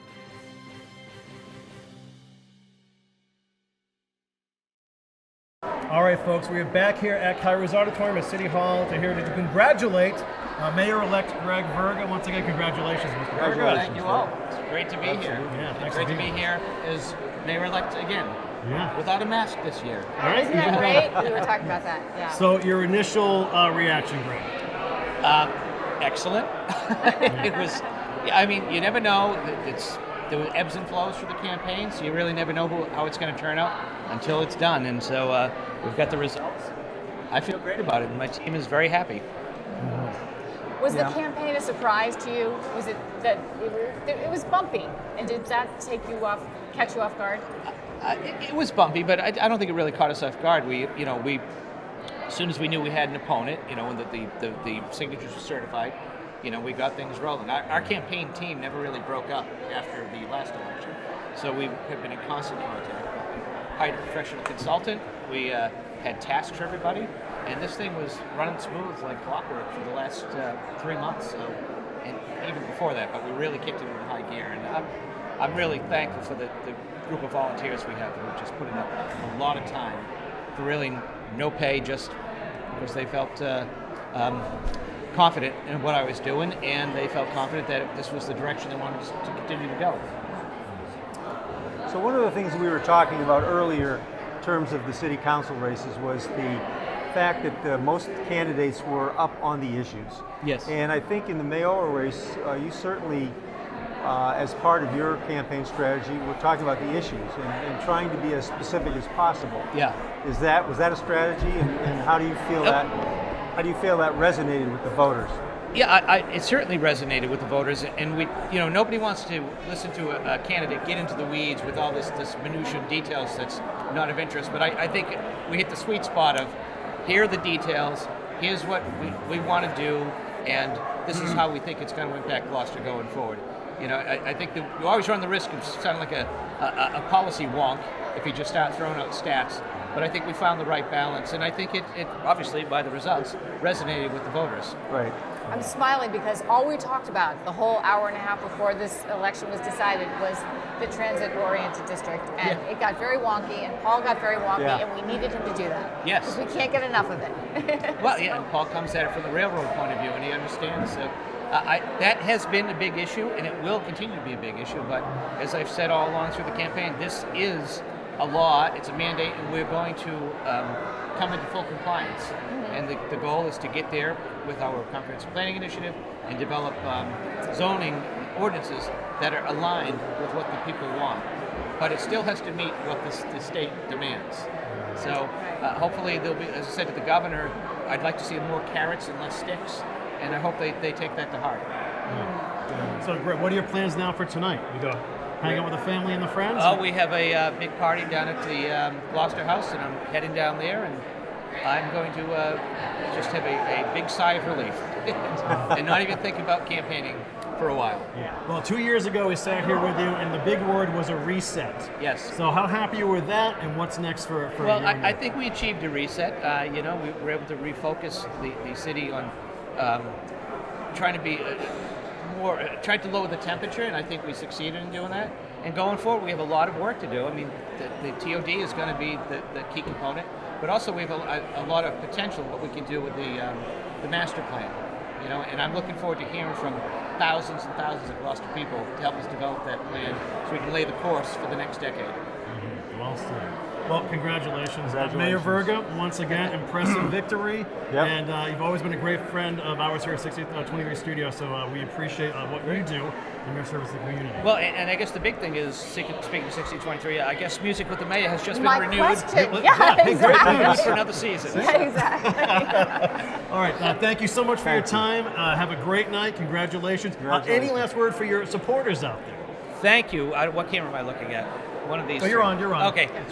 Thank you all for getting out to vote. Even those who voted against me, I want to be your mayor too. So let's reset. The campaign's over. Let's look ahead. Well said. Well, thank you so much for your time, Greg. We appreciate it. Thank you. All right. Have a Take great care. night. Enjoy your evening. So there you go. So folks, if you just Congratulations tuning to in, Kelly too. Yep. Mayor Greg Verga wins a second term. And we want to reiterate the winners for at-large seats are Jeff Worthley, Jason Groh, Val Gilman, and Tony Gross. Jason Groh is sitting in with us now. Yes. Congratulations, sir. Thank you very much. That was easy, right? Yeah, no problem. Yeah. A little squeakier than I thought it was going to be, but there you go. So I guess, your initial reaction, Jason? I think that Gloucester got it right tonight. I think they did. I think that there's so much stuff coming down the pike that we have to worry about, that we got to be able to work together on. That this was a good, decisive decision. And I think that that means that the council can get to work, the mayor can get to work, the school committee can get to work, and everybody is starting from a really good place. There's a lot of good experience involved here. I'm really disappointed not to see Chris on the council. I thought he would make it in. I think it would have been a great addition. That's probably my only place where I would feel that we missed it. Yeah. But other than that, yeah, well done, Gloucester. Why do you think so many voters stuck with your messaging? What is it? What is it about you and your work or whatever do you think resonates with them? Look at me. Come on now. Let's. It's the bees. It's my bees. I think, I don't know, I try to speak as honestly and as candidly as I can about things. I don't really like to try to play too much into the political messaging and stuff that goes along with some people, and that's just who I am. And I think I said at one of the debates, I don't have a whole lot of time to waste, so I'm not going to waste it by entertaining sort of the nonsense stuff. We got a lot of work to do. And the more time we spend on the nonsense, the less time we're spending on the really important stuff. And are you confident now with this new set of city councilors, or now with Greg being back, that the work can one foot in front of the other now? I do think that it was very important that the council came back as it did. Again, with the exception of missing Chris, I'm really disappointed by that. But other than that, I think it's going to be a good council. I think. We're starting out now. Last term we lost 4 or 5 members of the council. It's a lot of institutional knowledge to go into something. As we head into the zoning issues and the sewage treatment plan issues and the loans and all that stuff, it's going to take people who have had enough experience and understand the issues from day one, so that we're not spending a lot of time trying to catch up. And that, I think, is going to be real positive for everybody. So one of the things that we were talking about earlier about the council was the importance of the committees. Yes. And one of the things that you have done as head of P&D, Planning and Development, which is a committee that really has to get down into the actual workings of what makes the city go. Yeah. And you and your fellow committee members are really had a great standard of getting that work done. So are you? I hope that you're going to consider that, and you've got some. I think you've got some newcomers that are going to. Yeah, I think that. I very much want to stay on P&D because of what we have to deal with, and because of the lead up that we've had to deal with getting here. Yeah. I'm hopeful that Val stays on P&D because I think she has got a lot of knowledge. And I think, I can't speak for Dylan or Marjorie, but I would love to see Dylan on P&D because this is going to affect his ward probably most primarily. And as a consequence, I think it would be great to see him involved in this so that the decisions that come out of it come out with a sense of integrity to them. That he, as the ward councilor, is going to be able to say, look, we've had to look at these are the things we've decided on, and this is how we think we should go forward. And he'll be coming from the perspective of someone who lives there and represents that ward. So. And he has a role in municipal government in his day job too. Exactly, right. He's not coming in cold. He's right. definitely got, that's what he does all day long. Right. So I'm very excited. I'm really pleased for Dylan. He worked really hard.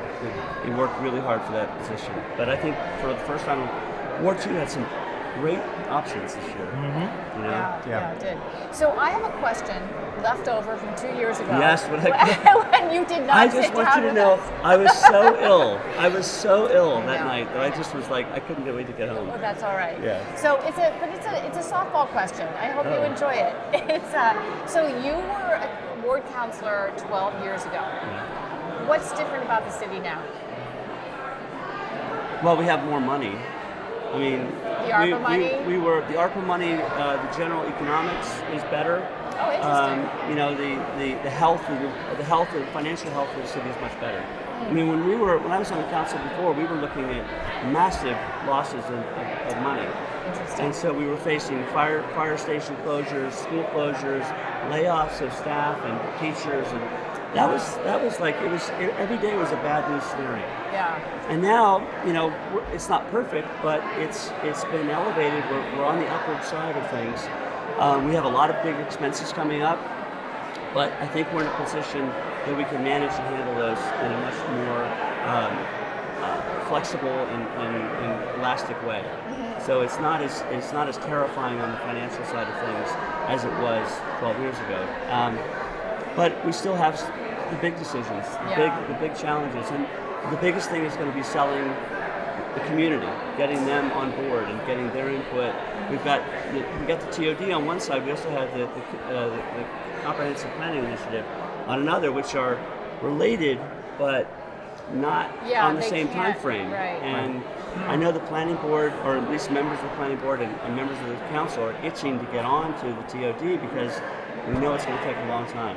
I mean, we spent five plus months working on the zoning amendments that we voted on last year that ended up failing. I know. You know, and you guys are experts now, though. Yeah, we're good at failure. So. Well, no, I mean in zoning. Yes, no, it's good. All Yeah. right, well, Jason, congratulations once again. Thank you very much. Thanks for your time. Enjoy your night. I will, and and we're looking forward to 2 congratulations more to years everybody. of growth. I want to specific Sean Nolan, 100%. Right? Unbelievable, right? I mean, come on. Who would have thought That doesn't happen And very we want often. those daughters of yours to live in this city. We want those daughters Right? of ours to live in this city. It's great to see you. Have a Thank you great for night, having Jason. me. Thank Okay, you so take much. care. Thank you, All right. Jason. All right, if you're just in, Val Gilman is about to join us here as well. Greg Verga has been reelected at large. Worthley, Grow, Gilman, and Gross. And Val is sitting with us now. Sorry, Paul. Oh, that's all right. Hey, congratulations, Hi, Val. Gilman. Thank you so much. Congratulations, Counselor. Look at that piece of cake, right? Right? Yeah. It was We close. got vote totals now. Yeah, you have the numbers around. So your reaction? I'm delighted. Yeah. Going from a ward councilor for 8 years to at large is a huge step. Mm-hmm. It meant that I had to get out in front of the whole community, and there was a lot of tough campaigning, and I had a great team helping me. I had wonderful letters to the editor, just a lot of positive vibes, and I'm very grateful to be elected as an at-large councilor. Yeah. Yeah. So Paul was sort of describing to us the difference between being a ward councilor and a councilor at large on the council. Tell us what you're thinking about that. Well, when you're a ward councilor, your job is quite specific. You're really answering a lot of issues with your constituents. They want to know what to do when they have a pothole, or what we can do when someone's driving too fast on their road. So it's very tactical. Mm-hmm. Although he used you as an example. He's doing a great job. Well, it's been a lot of work, you know. Yep. I mean, and you really have to have an ear to your constituents, and then represent them going forward with the whole city. So it's more tactical. The reason why I'm excited about at large is because I really would like to do more legislation. I'd like to take a look at our council ordinances and learn more about best practices and how we can improve that part of our business. And I think that that's really important. And I'm hungry to do that because I think I'm ready. And I do a lot of work at the state level in terms of lobbying for more Chapter 90, and I think it's a good opportunity for me to take it to the next step. So I'm excited about that. So I think I can hit the ground running, and I'm glad the campaign's over because I never want to see. I didn't have signs like some of my colleagues, but. There were a lot of signs out there. Signs were kind of a pain in the neck, and I'd love to see us not have signs someday, but of course, until then, we have signs. So. Well, congratulations. I think that your role as the city council president this last term probably played well for you in the rest of the city that you had to introduce yourself to. I mean, you'd been on the school committee a while ago, but it's been a while, and now you ran citywide, and a lot of people knew the quality of your work, I think, from the experience you've had as the president. So, thank you. I appreciate that coming from you because I learned a lot from you. Well, and it was big. It was a lot being council president during COVID. Yeah. It was very difficult having Zoom meetings. There were things that I didn't like that was happening, and I think that's over now, and I think we've all learned from it, and I'm excited about that. So when you look at the makeup of this council, what do you think? Well, I think it's a good council. Yeah. I definitely think it's a good council. I think it's a strong council. I think we work well together. One new member, right? Everybody else has been working together. So I'm excited about that. I'm excited for Greg Berger. I think he worked hard in his campaign, and I think he deserved a second term. And I'm really excited to be here, and that this campaign is over, and I can get back to a little normalcy in my life. So thank you for all you do here. I've always enjoyed being interviewed by you. I met your mom when I was going door to door. Oh yeah, she told me. In Ward 5. I spent about a half an hour with her, and it was wonderful. So so I got to know a lot of new people. So things are good. So we want to interview you again. We want to get you on. Sounds great. Yeah. Sounds great. And we'll talk about Chapter 90. Okay. Okay. I'll tell you all about There it. you go. Thank you. oh boy. Well, congratulations. Thanks so much for your time and service. All right, we'll talk to you soon. Thank you, Paul. Thanks, Val. Have a great night. You too. Val Gilman, newly elected at-large council member here for the city of Gloucester, eking it out over Chris Siccaranza by less than half a percentage point. Wow. Unbelievable. So there are the vote totals there. Very tight. Oh, you also did want to give a shout out to Marjorie Grace for winning Ward 3, 54 to 46%. Joining us now is Ward 4 winner, Frank Margiotta. Do you like that I say Margiotta? I do. Thank you. I appreciate it. There you go, man. How you doing? Congratulations. Congratulations, Frank. Appreciate it. Yeah. Well, thank you. I feel like we just saw you Yes. 2 years ago. Yes, it's a very different campaign than I ran 2 years ago. 2 years ago, I did the write-in campaign at the outside of Gloucester High School, and this was very different. Right? It's a noble campaign, I feel like. And a whole new ward. Yes, a whole new ward. So Ward 4. Yeah. So how'd that go? Being your brand new neighborhood and brand new ward, how'd the campaign go? It was hectic, with 3 kids running around. Little kids, yeah. But it was great. I really want to thank my supporters, my family helping us out, my friends, everyone in the community, and the councilors right now who really helped me push this campaign forward. And just want to thank my opponent, Mary Pat. We both ran a very clean race, respectfully, which is what I love. So thank you for her, and what a great race she ran as well. Mm-hmm. So Frank, now are you just getting your feet wet in Ward 4? Do you have what are your sights on next? What's on the agenda for you, other than spending more time on the quarries? Yes.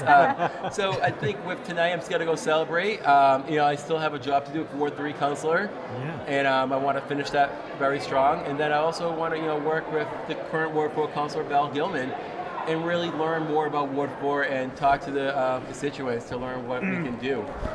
It's important for me to hear them and listen to them. Like, I ran my campaign with Your Voice Matters, and I truly believe that. And I'm happy that it showed today. Frank, I want to ask you something. As someone a write-in candidate and winner 2 years ago, right? And now like a comfortable win in an entirely different ward. what do you must? I mean, you must be feeling pretty well inside to see like how that works. Like someone seemingly out of nowhere come in and be a big part of how the city ticks. I am. I'm very excited. I didn't know how this race was going to go. You wake up at 6:45 in the morning and you get to Plum Cove and you sort of separate. But really just an outstanding team effort from top to bottom. And getting to know the residents of Ward 4, I think, really helped. Going door to door. Yesterday, going to 400 doors, knocking on the doors, getting to talk to them, just getting the word out, last minute was important. So it's good. I'm still learning the ward. There's a lot, Ward 3, you're to do a lot more walking around, but Ward 4 is not really. You got to drive around the neighborhood, park the car, walk up the street, and a lot of the roads don't have sidewalks, so it's really different than Ward 3. But yeah, I really want to, the past 2 years being the Ward 3 councilor and learning how the system works and learning how it goes, learning the details, I think really did help me with becoming Ward 4 councilor tonight. So did you know when you were moving to Ward 4 that you would definitely run? No. I remember talking to Val Gilman. I'm like, Val, I'm not running against you. You're the Ward 4 councilor and I respect what you've done. I'm maybe potentially doing something else, but I want to be with the city. And she's like, no, I want to run for council at large. And then it just happened. I was like, this is great. Well, I'm going to run for Ward 4. And I'm just happy. Very different campaign. I didn't know how the results were going to be. It's just a very exciting opportunity. And I really can't wait to help the residents of Ward 4.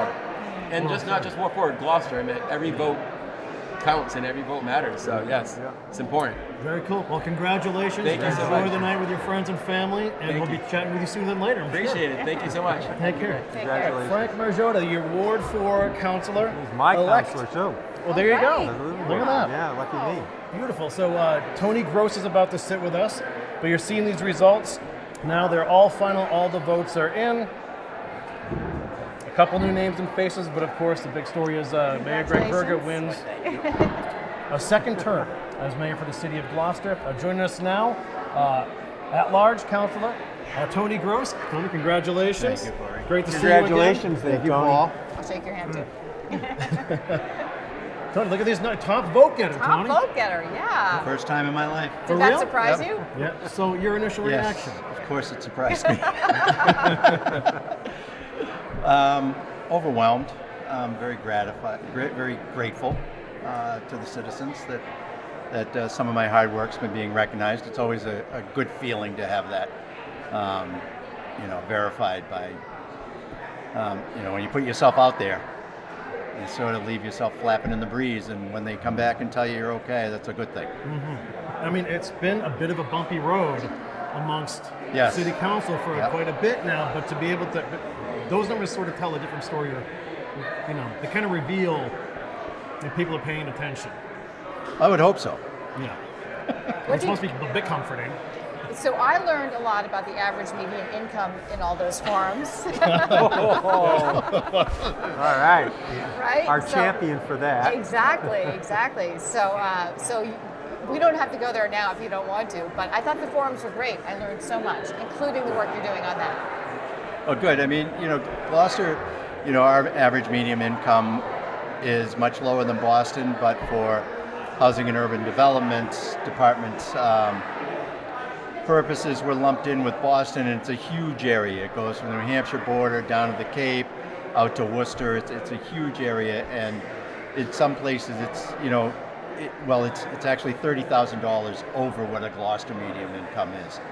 But there's pros and cons to having that, and we need to really think about very seriously and find out what the cause and effect will be if we do try to make this something different. But Congressman Moulton's office has put us in touch with the field agent in charge of this part of HUD, and so we'll be in conversations. So we got, there's a new term coming up, and same administration, pretty much the same council. So these conversations will continue.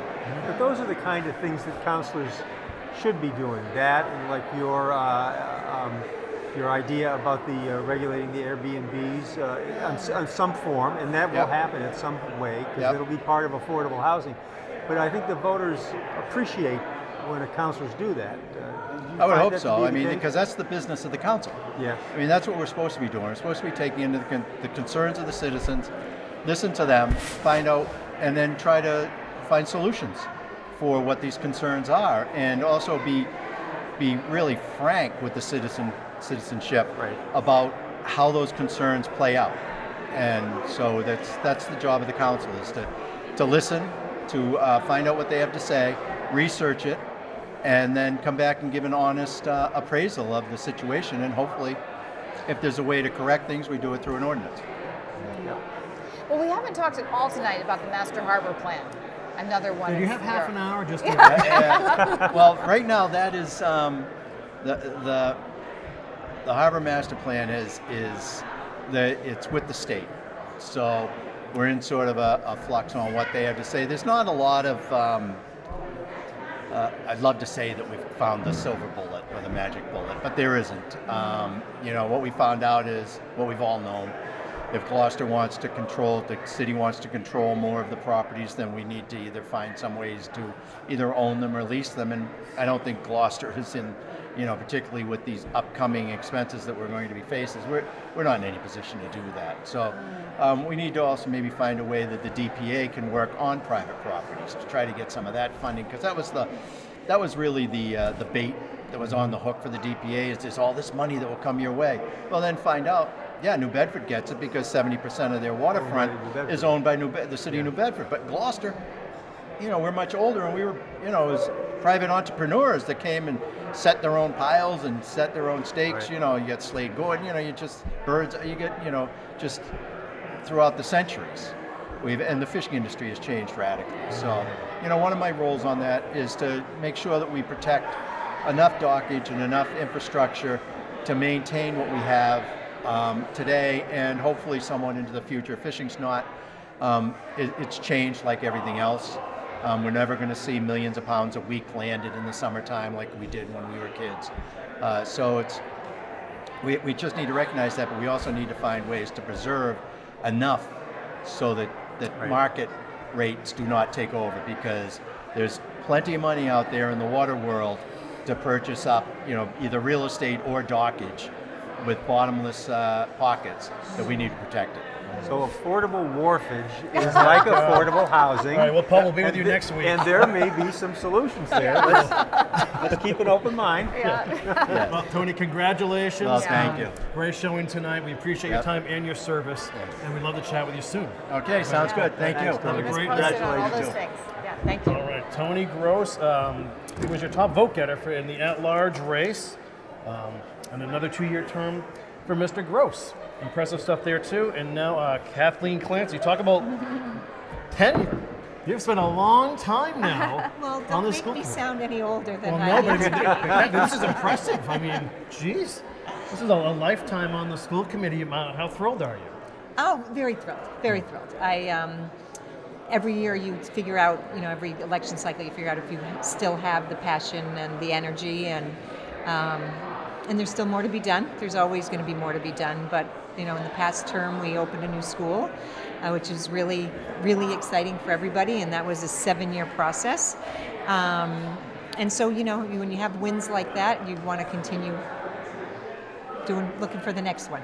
Mm-hmm. So we spoke with Samantha Virgo Watson earlier tonight, and she has some great things to say. We're sad to see her go. Yes, me too. I was going to say, the relationship amongst the school committee members. I mean, they've been working through COVID and then through a consolidated school. Controversial at times, but I mean, it's a beautiful building. What has it been like navigating through all of that? We're all focused on doing what's right for students and families, and definitely COVID. We listened to experts. No one at our table or in our homes at our Zoom were experts, so we kind of go where the information goes, and we discuss the information.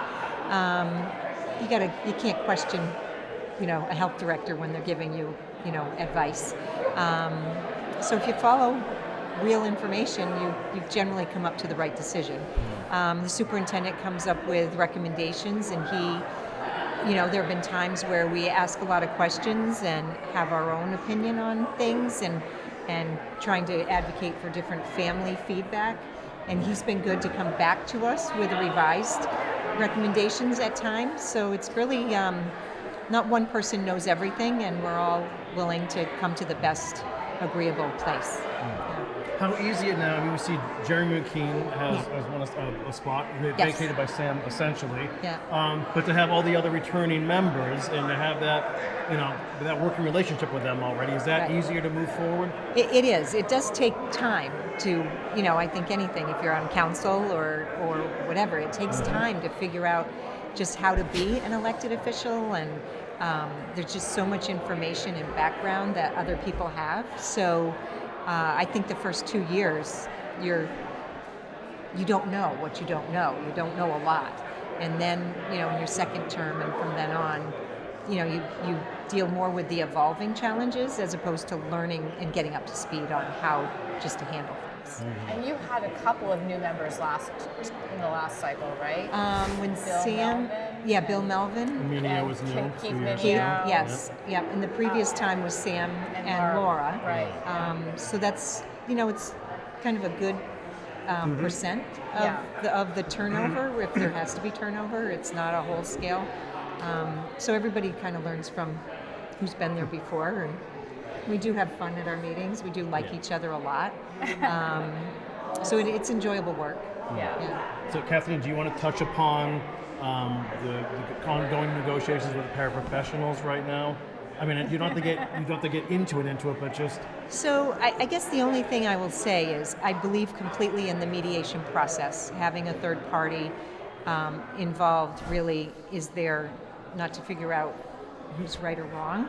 They're trying to just let everybody come to an agreement and move on. And I will say, no matter what we want to be as employers, there's only so much of a budget.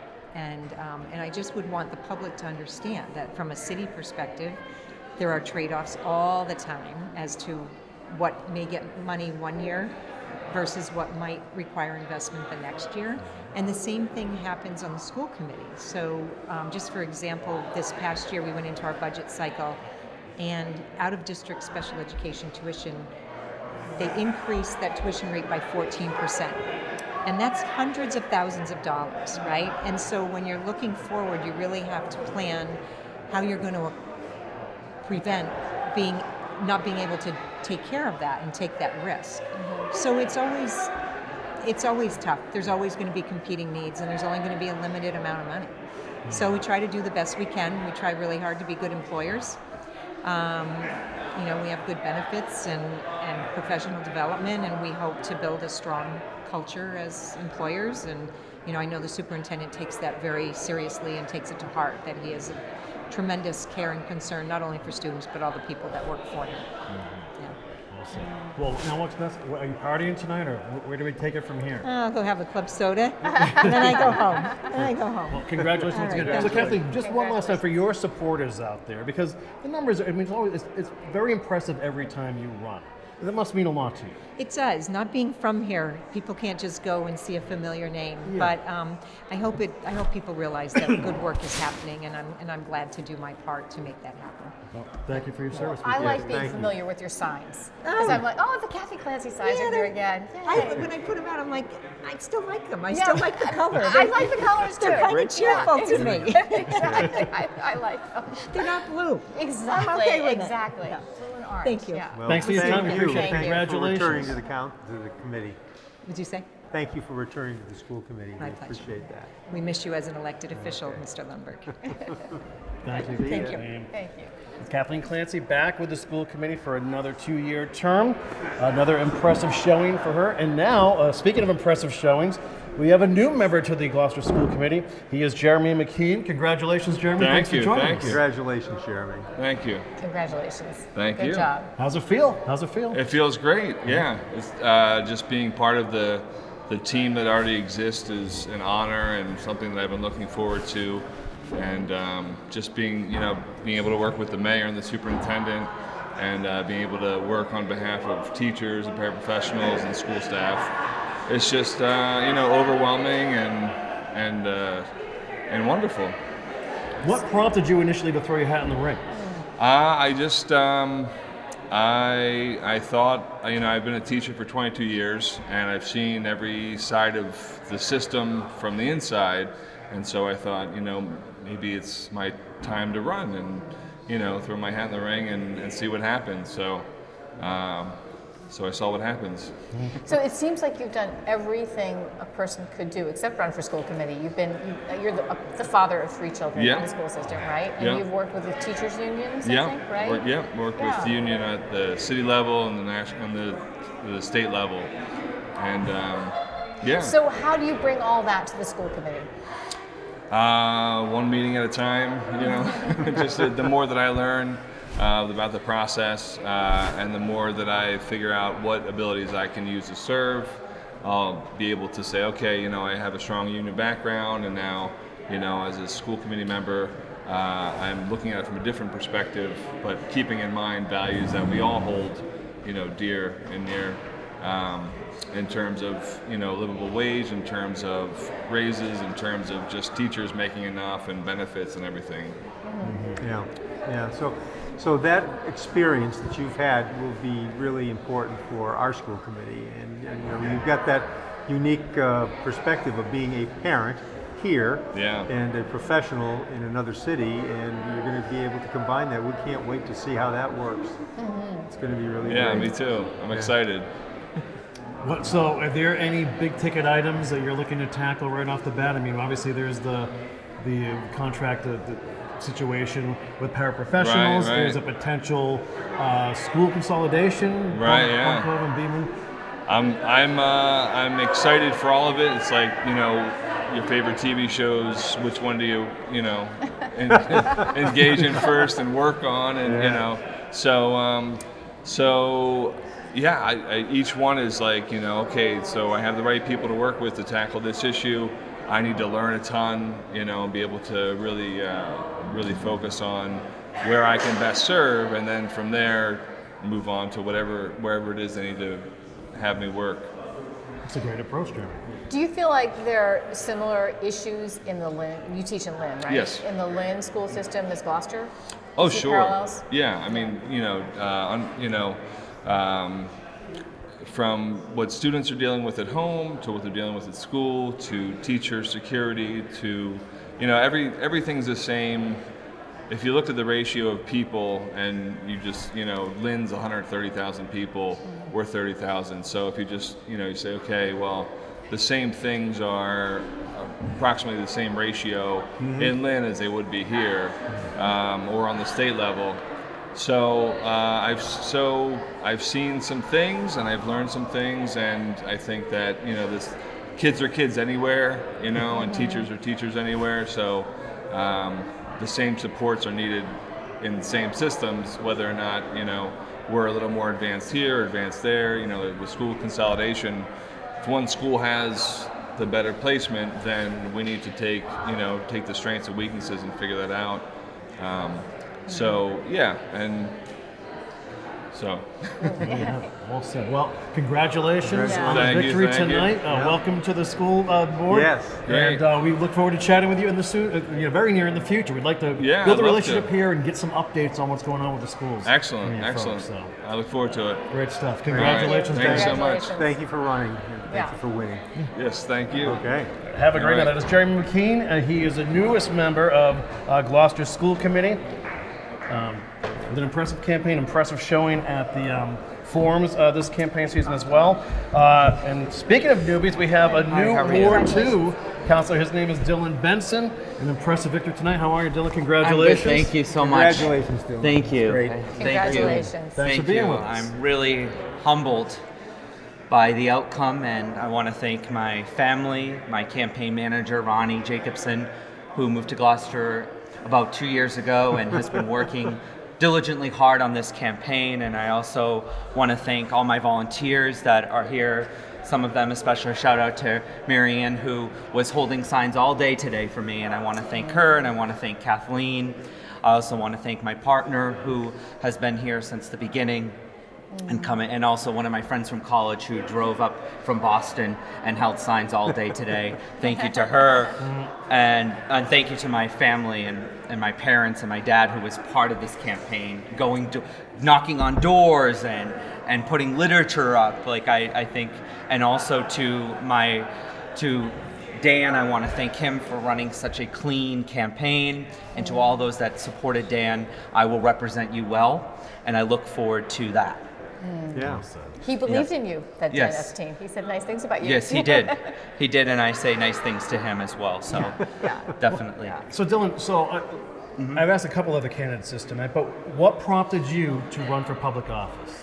What really prompted me was that I've lived in this community all my life, and I wanted to give back to this community. I wanted to bring the experience that I had from working in local government, bringing that practical, real-world experience, working for a local municipality in the law office, writing ordinances and doing a lot of the work that I will be doing come January 1. And it really came down to wanting to give back to people who have given me so much.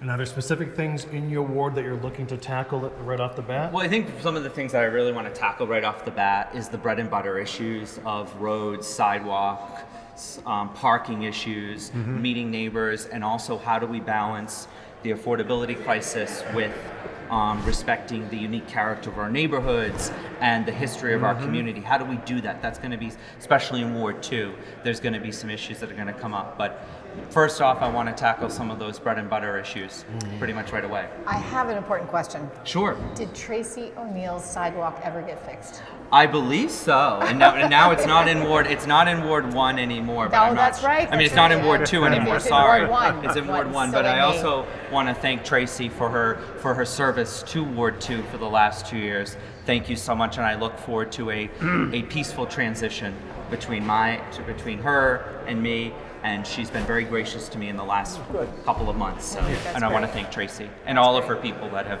really supported me as well. So. Well, Ward 2 was very lucky to have two candidates of your caliber, and again, as we've talked earlier tonight, the council is a body of people who need to understand the issues, and Yes. you both address those issues in a very positive way. Absolutely, and I think that's what's so important is being positive, and I want to bring that fresh experience perspective to the city council, and also bring civility. And I look forward to working with everyone and finding common ground where we can.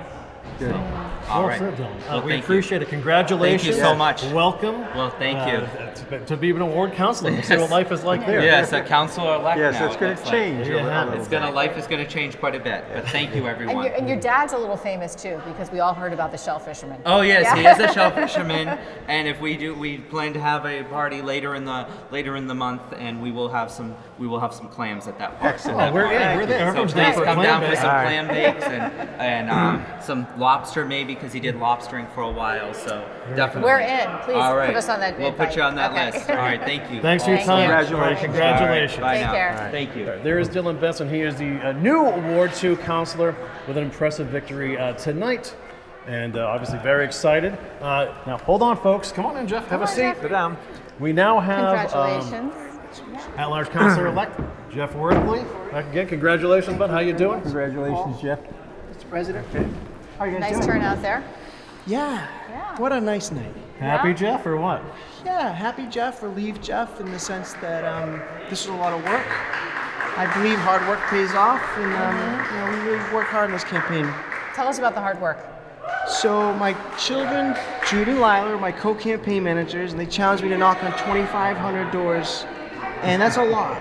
That's a lot. And I got to 2,500 late yesterday to hit that goal, but it's more like a driver to stay focused on just the day-to-day things to keep going.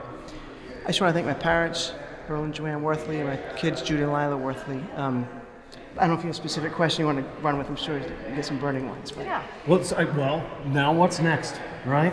I mean, probably going to sleep in tomorrow. A Yeah, little we bit, think so. Past 7 o'clock. So obviously we got to finish this term, and there's still the stuff on our agenda that we're working on and voting on next week. And the train keeps moving, right? And speaking of train, the transit-oriented development project, we need to come into compliance with that early. And I don't know exactly what the plan is going to be to get to that point, but we need to work hard on that. It's the top item come January 3rd we should be working on. You know what, Jeff, I want to ask you is, I've known you a long time now. You really hit the ground hard this time. Big sign campaign. You were everywhere. You were all over the place all the time. Thank you. Why did this election mean so much to you? I appreciate that. So, 2 years ago, when I decided to get back in the race, or back in public service, with a 16-year absence, I had to sort of reacclimate myself, get the community reacclimated to me, and I got in the race really late. I only campaigned in 4-1, which is where I saw you on Reynard Street, actually. Yeah, the exactly. family that lives there, I think. And I topped the ticket there. And I only campaigned in that ward. So I realized door-to-door campaigning works. And so, but I came in 4th place. And I thought, and not too far behind the 5th and 6th place people. So I said, I don't want to cut it close. And a lot of uncertainties, different people in the race. And I'm actually kind of sad for the ones that didn't make it. Chris Sikaranz is a great friend and a great candidate. I actually thought he was going to win. I'm proud of the campaign he ran, and I think he should be proud of himself. And he's got so many good ideas. I hope that we can still move those ideas forward and he stays in the race. And my friend Jamie O'Hara, he didn't win. But there's 6 good candidates. And I thought, this is a race that if you're going to win it, you got to earn it. And maybe I could have coasted, but I wouldn't have felt good losing. If you lose by 1 vote, you think, what could I have done differently, right? And I don't want to leave any doubt. So it's just sort of a pride in trying to do the right thing and just, So one question when we were bantering earlier, they asked me as a former candidate, is the importance of yard signs in a Gloucester election. And I said they're critical. And it looks like you feel the same way. So it's one of those things where part of me says, I wish we could all agree not to do the yard signs. If we could all agree, a gentleman, a woman's agreement to say, once that first one pops up, game on. And I had proposed that to all the candidates last election. One had already bought his signs. The other one said he thought I was like trying to make it harder for him.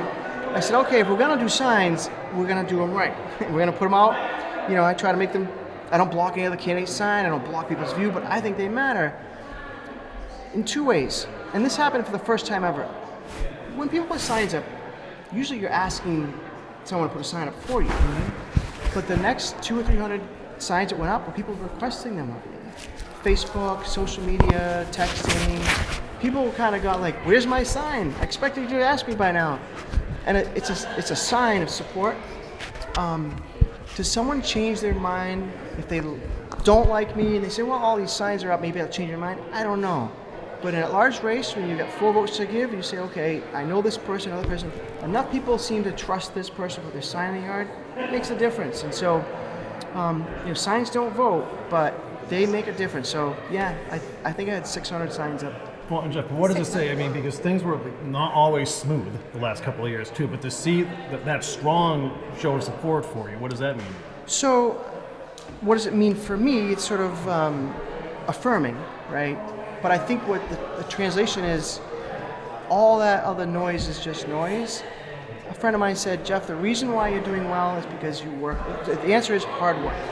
Not just in the campaign, but on the city council. I mean, I think that there's a difference with being prepared for the meetings, being fair, listening. Look, everyone asks me before a meeting, how are you going to vote? I don't know, I haven't listened to the public hearing yet. That's the most important part of the decision making. And I think if you reflect that this is important and being civil and being fair to the public all times, and being responsible, I think that's pays off in the long run. No one is going to say that I've been bought or sold or we know how he's going to vote because he's in that camp. No, I'm going to look at every issue independently of the vote that happened just right before that. So, yeah. Well, and I also want to ask, you've been in the game for a long time now, a relatively young person, right, Jeff? So where did the love and the want to be part of the political world here in Gloucester, where did that come from? I appreciate you asking that. When I was about 12 years old, my grandfather was chief of police. My grandmother worked in the assessor's office, and they would come over. Grandmother on one side and grandfather on the other side, and they would talk politics. And they would talk about who died, who's in the police notes, right? Obituaries, police notes, and politics. And I was out of that out of the conversations. I felt like, how am I going to participate in these conversations? So I started reading the newspaper every single day since I was 12 years old. Haven't missed it. And I thought, okay, to be conversant, you got to be involved and be civic-minded. I've always loved volunteering myself. There's a real reward when you're helping people that don't even know that you're helping. You're just doing it for the value of helping. But when you make a difference, you feel it, people know it, and it's like replenishing. I don't get tired of helping people. You know, some jobs you do, like if you ask me to rake my lawn, I'm going to rake it, and they're like, that much more to do, whatever. It's not really replenishing, but when you're helping people, and whether they say thank you or not, you know you made a positive difference. Someone that is in itself replenishing. So I don't get tired of it, ever. All right, I have a question. Sure. So I believe your children showed up at 2 forums and asked good questions, right? So are we gonna see a city councilor there soon? So I didn't mean to surprise them. The questions were good questions. I didn't know they were going to ask the questions. Oh, you didn't? No, and so it's funny. At one of the places, someone said, "Did you plant that question?" I didn't know what the question was going to be. It was a good one. I thought it was planted. Well, I appreciate you saying that. And I even said, if I was going to plant a question, that's not the one I would have planted. Right? So my son is 14 years old. He could technically be a candidate at 18, in 4 years at 18 years old. But I'm hoping he either becomes a movie producer, which he wants to do, or at least goes to college. Okay. So I don't think it's going to be in the next 4 years, but you never know. In 6-8 years, it might be the case. But a good education they got this last couple of months. I'll tell you, and they teach me too. Yes. But they're both doing well in school. My son Jude is a freshman, and he's class president. Oh. And you know, it's funny. Well, he is an elected official. He's an elected official, I guess. I'll tell this quick side story. When I was a senior in high school, I knew Tony Verga. He worked in the fisheries office, and I was the mailman here, a mail clerk going between offices. And I said, I'm thinking about running for class president. He said, don't do it. I was kind of surprised. He said, don't think about it. I'm still surprised. He said, just do it. Just run. Don't even think about doing it. Just run. And I ran and I won. So my son came home from school one day and he said, I'm thinking about running for class president. I said, well, he said, actually, hang on. I took out nomination papers. I've already turned them in. I'm on the ballot. So I'm very proud of him, and he won. And Good. He plays trumpet. He volunteers and plays taps at Veterans Day and Memorial Day. My daughter Lila, she's in 7th grade. She's the lead in the drama club. She's part of the sales program at O'Malley. Very, very proud of her. Top 1% in the state on MCAS test, and they're good kids. And so it's just, I'm very blessed. Thank you, Jude and Lila. Oh, there they are right there, actually. There you go. Yeah. We'll let you spend some time with your family, Jeff. Thank you. From one class president to another, congratulations. 92. 92. 1994. All right. Great turnout tonight. Thank you. Great to see And you. thanks for your service, and we'll be chatting with you soon. Thank you. Congratulations. Thank you. Right. Jeff Worthley, once again, an at-large counselor with a strong showing tonight. You see the numbers there. And of course, Cape Ann today wouldn't be complete. Without Senator Verstar joining us at the desk here. Good to see you. Good to see you. Good to see you, Paul. It's great to see you. It's great to see you. And Eric Archer told me the only way I could get on camera with both of you anymore was to come tonight. It's true. So here I am. Yeah. And Paul is just an added bonus. Right. So Thank you. It's fantastic. It's I have to tell you, you've been doing an outstanding job. The broadcast has looked incredibly professional, and it's an incredible service to our community. Absolutely. For folks to be able to see all of the content you've been producing tonight at such a high caliber. Paul really ups our game. Paul adds to anything he gets involved in. Well, no, the public service of this, what these guys have done is, this last election has been tremendous because it's all for the voter. That's who we're doing this for, so that they're educated and they feel comfortable with their decisions. So thank you for that. Yes. Thank you. We appreciate it. Bruce, what is it like, an official in your position, looking at the municipal elections here in Gloucester? What is that like, looking at that from not quite the outside in, but you know what I'm saying? From a different perspective. You know, Corey, when you're an elected official, every election is interesting. Yeah. Because you're watching it and you're using your own yardstick to measure what you're seeing. And you remember your elections and you remember your election nights and you're thinking about the energy that's in the room. And I'll tell you, today, even though I wasn't on the ballot, I still felt that energy throughout the city. I was out delivering cookies. I really appreciate what the election workers do. And so I have a tradition tradition that I package up some cookies and I bring them to each polling place. And so I got to see everybody and see all the energy and the excitement that was out there. And it really is, for me, quite gratifying, Corey. And again, how do we get on that list, Bruce? Yeah, exactly. Yeah, tonight. Yeah, You So you made 8 stops with cookies? I made 7 stops because a number of the polling places are co-located. Oh, right. And so Right. I It did used to be 7 8, here now 7. and 5 in Newburyport. So, because the 2 there, too. municipalities today were having right. elections, so Right, the right. 2 cities. So Well, it next was, time you have to remember well, this stop. you This know, is a stop too. A cookie Heather, stop. if the next time that we can get Corey to join us on Cape Ann Live, then I will be sure to bring the cookies. He only wouldn't do it. He stopped doing it because he thought you would only do it on Fridays. Oh, I And- see. and true. it's- Okay. And that's, right? that's beer o'clock. We have to get things together. But we don't do it on Fridays anymore. I'm around. I'm easy to Yeah. find, especially through Zoom. So, Bruce, I want to ask you. Obviously, we're going to see Greg Verga for another 2 years. Yes. Your relationship with him. It's outstanding. We communicate regularly. I would say that there is hardly a week that goes by that we don't talk at least 2 or 3 times, and usually it's more often than that. And I really appreciate that because it gives us the opportunity to focus our efforts on Beacon Hill to things that really matter locally. Not that I wouldn't be aware of those anyway, but the fact that we can work in such close communication really maximizes our efforts. And you can see the benefit of that every time you turn around, whether it be the dollars that we secured for the Legion, the money that we've been helping to get for the wastewater treatment plant, all the kind of things that you know that those are the product of us working together and identifying the targets that we need to hit and then doing our best to hit them. And that kind of communication is priceless in public life. Yeah.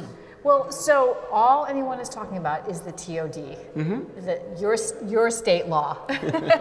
So how will that relationship, will you be having conversations with Verga and the city council? Probably not the city council, right? Just Verga? No, absolutely. No, this is a conversation that we all need to be involved in, and I would say it was one of the top issues in this election. Tuning into your election coverage and the debates, I heard it brought up consistently, and I think it's a bigger conversation, right? I think that the so-called MBTA zoning law is one facet of that, and it's an important facet, and we have to navigate it carefully, but there is a bigger issue here in terms of needing housing here on Cape Ann, and how do we achieve that without sacrificing the character of the community? How do we achieve it in a way that's sustainable so that we can supply water and sewer utilities and we can have transportation and roads that aren't clogged? So it's part of what I consider to be a much bigger conversation, and that conversation is happening all across the Commonwealth of Massachusetts. But we need to have it, and it's difficult. And yet, if we don't move forward, the consequences will be significant in terms of our economy and the ability for us to develop a workforce for the future, and the ability for us to house people that might not be able to afford to live on Cape Ann anymore, particularly seniors that might be aging out of a big house, they need a place to go. So this is a conversation that has to happen, and I think it was appropriate that it was one of the focal points of this election. And you must be seeing it in all the other districts or towns. We absolutely are seeing it. Folks are all trying to navigate the so-called MBTA zoning law. I had a conversation about this this week with Secretary Ed Augustus, who is the secretary of the newly created Secretariat of Housing and Livable Communities. And he knows that this is a daunting task. But at the same time, as we think about this and as we think about planning, I would suggest that the most difficult aspect of developing housing in any community is siting. Resources are available. Deciding where to put it is the hardest part. We are debating right now a $400+ million bond bill that Governor Healy and Lieutenant Governor Driscoll have filed to be able to put those resources on the table. And I'm going to be working with my colleagues to make sure that as we put those on the table, we do it in a responsible way that helps communities. We have to realize the state has a goal of creating at least 200,000 units of housing. That's how many we're behind by most estimates. But the state can't dictate to communities. Communities have to be partnered with the state to be able to get that result. And I think that it was a real testament to this, to these candidates in this election that discussion was front and center most of the time in a way that was really meaningful, not just cursory. I completely agree, Paul. I think it is appropriate that it was one of the most frequently discussed things at every debate, at every public discussion. Right. And it is one of the more daunting tasks that we face as a community. And I agree with you completely. It was clear in the public discussion around this election that the candidates knew it was a priority, they were doing their research, and they were committed to finding a way forward. And that, to me, is one of the great results of this election cycle. Yep. Hey, Bruce, how important was it for you to be here for that witching hour when we're waiting for the results, and you're obviously chatting up with all the candidates and their families and supporters? What's that like for you? It's a phenomenal experience. It's a phenomenal experience to be back here at City Hall after a period of time when we couldn't be, to have everybody together, and everybody in this room, regardless of what their perspective was, where they came from, what their views were, everyone was in this room tonight because they cared about the city of Gloucester, and they were passionate about it. And when you come into this room and you see election results, you see people cheering, and you see other people a little bit depressed, a little bit saddened. But when you see that, if you look at the mosaic that was happening here tonight, it is very, very beneficial for this community, because everyone cares about the city enough that they're willing to go out and knock on doors, put up signs, make phone calls, make huge sacrifices from their lives when everybody has something else to be doing in their lives, and yet they made that sacrifice. And that is heartening, and that is a good sign for our democracy, that people haven't become so cynical, they haven't become so detached. They were willing to engage. And watching it play out here tonight was incredibly, incredibly gratifying for me, and I know lots of others as well. Yeah, I love it as well. We've talked about this before, Paul. It's democracy in action at that local level. Where it really counts. Yeah. It really counts. Well, it's true. Senator Tarr, we always appreciate your time and chatting with you. I will try to pop into one of these conversations, I promise. Corey, I'm sorry. But it's always good to be on with both of you, and I really do believe in the impact and the power of 1623 Studios, because it helps us to understand things in ways that we might not otherwise understand them, and it's one of the elements of glue that holds the community together, so we can all be tuned in and watching what's happening around us. And I do have breaking news for you, which I know you're going to be interested in, probably Heather too, and that is the Christmas tree arrived this afternoon.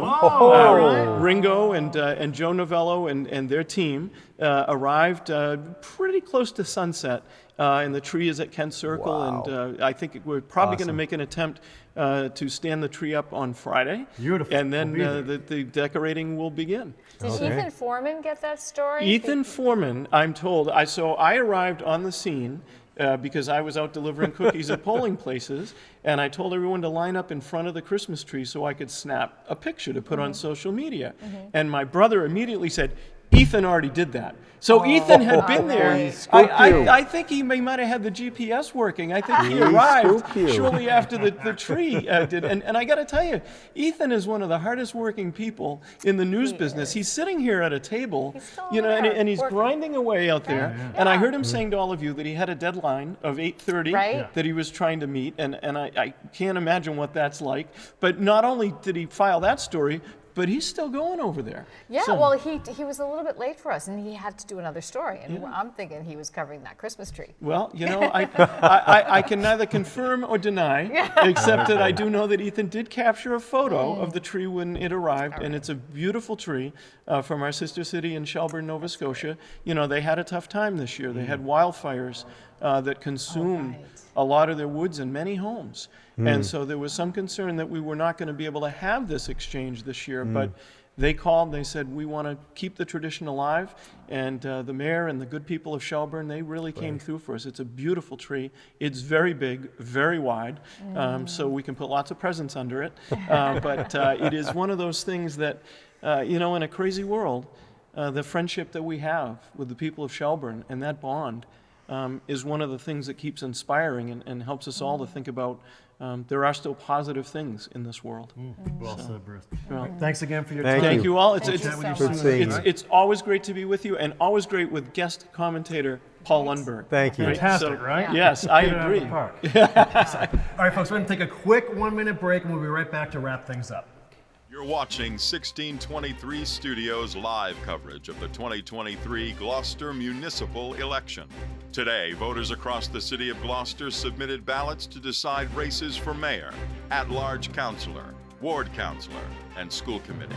Tonight, hosts Corey Kukuru, Heather Atwood, and the 1623 Studios team are inside Gloucester's City Hall at Center Stage at Kairou's Auditorium with special guest commentary from former City Council President Paul Lundberg, a breakdown of this year's election season's top stories with Gloucester Times reporter Ethan Foreman, and an exclusive interview with outgoing school committee member Samantha Virga-Watson. Then, when the polls close at 8 p.m. sharp, stay with us for immediate results and reaction with this year's candidates. Now, for more coverage of the 2023 Gloucester elections, here's tonight's anchors and co-hosts of Cape Ann Today, Corey Kukuru and Heather Atwood.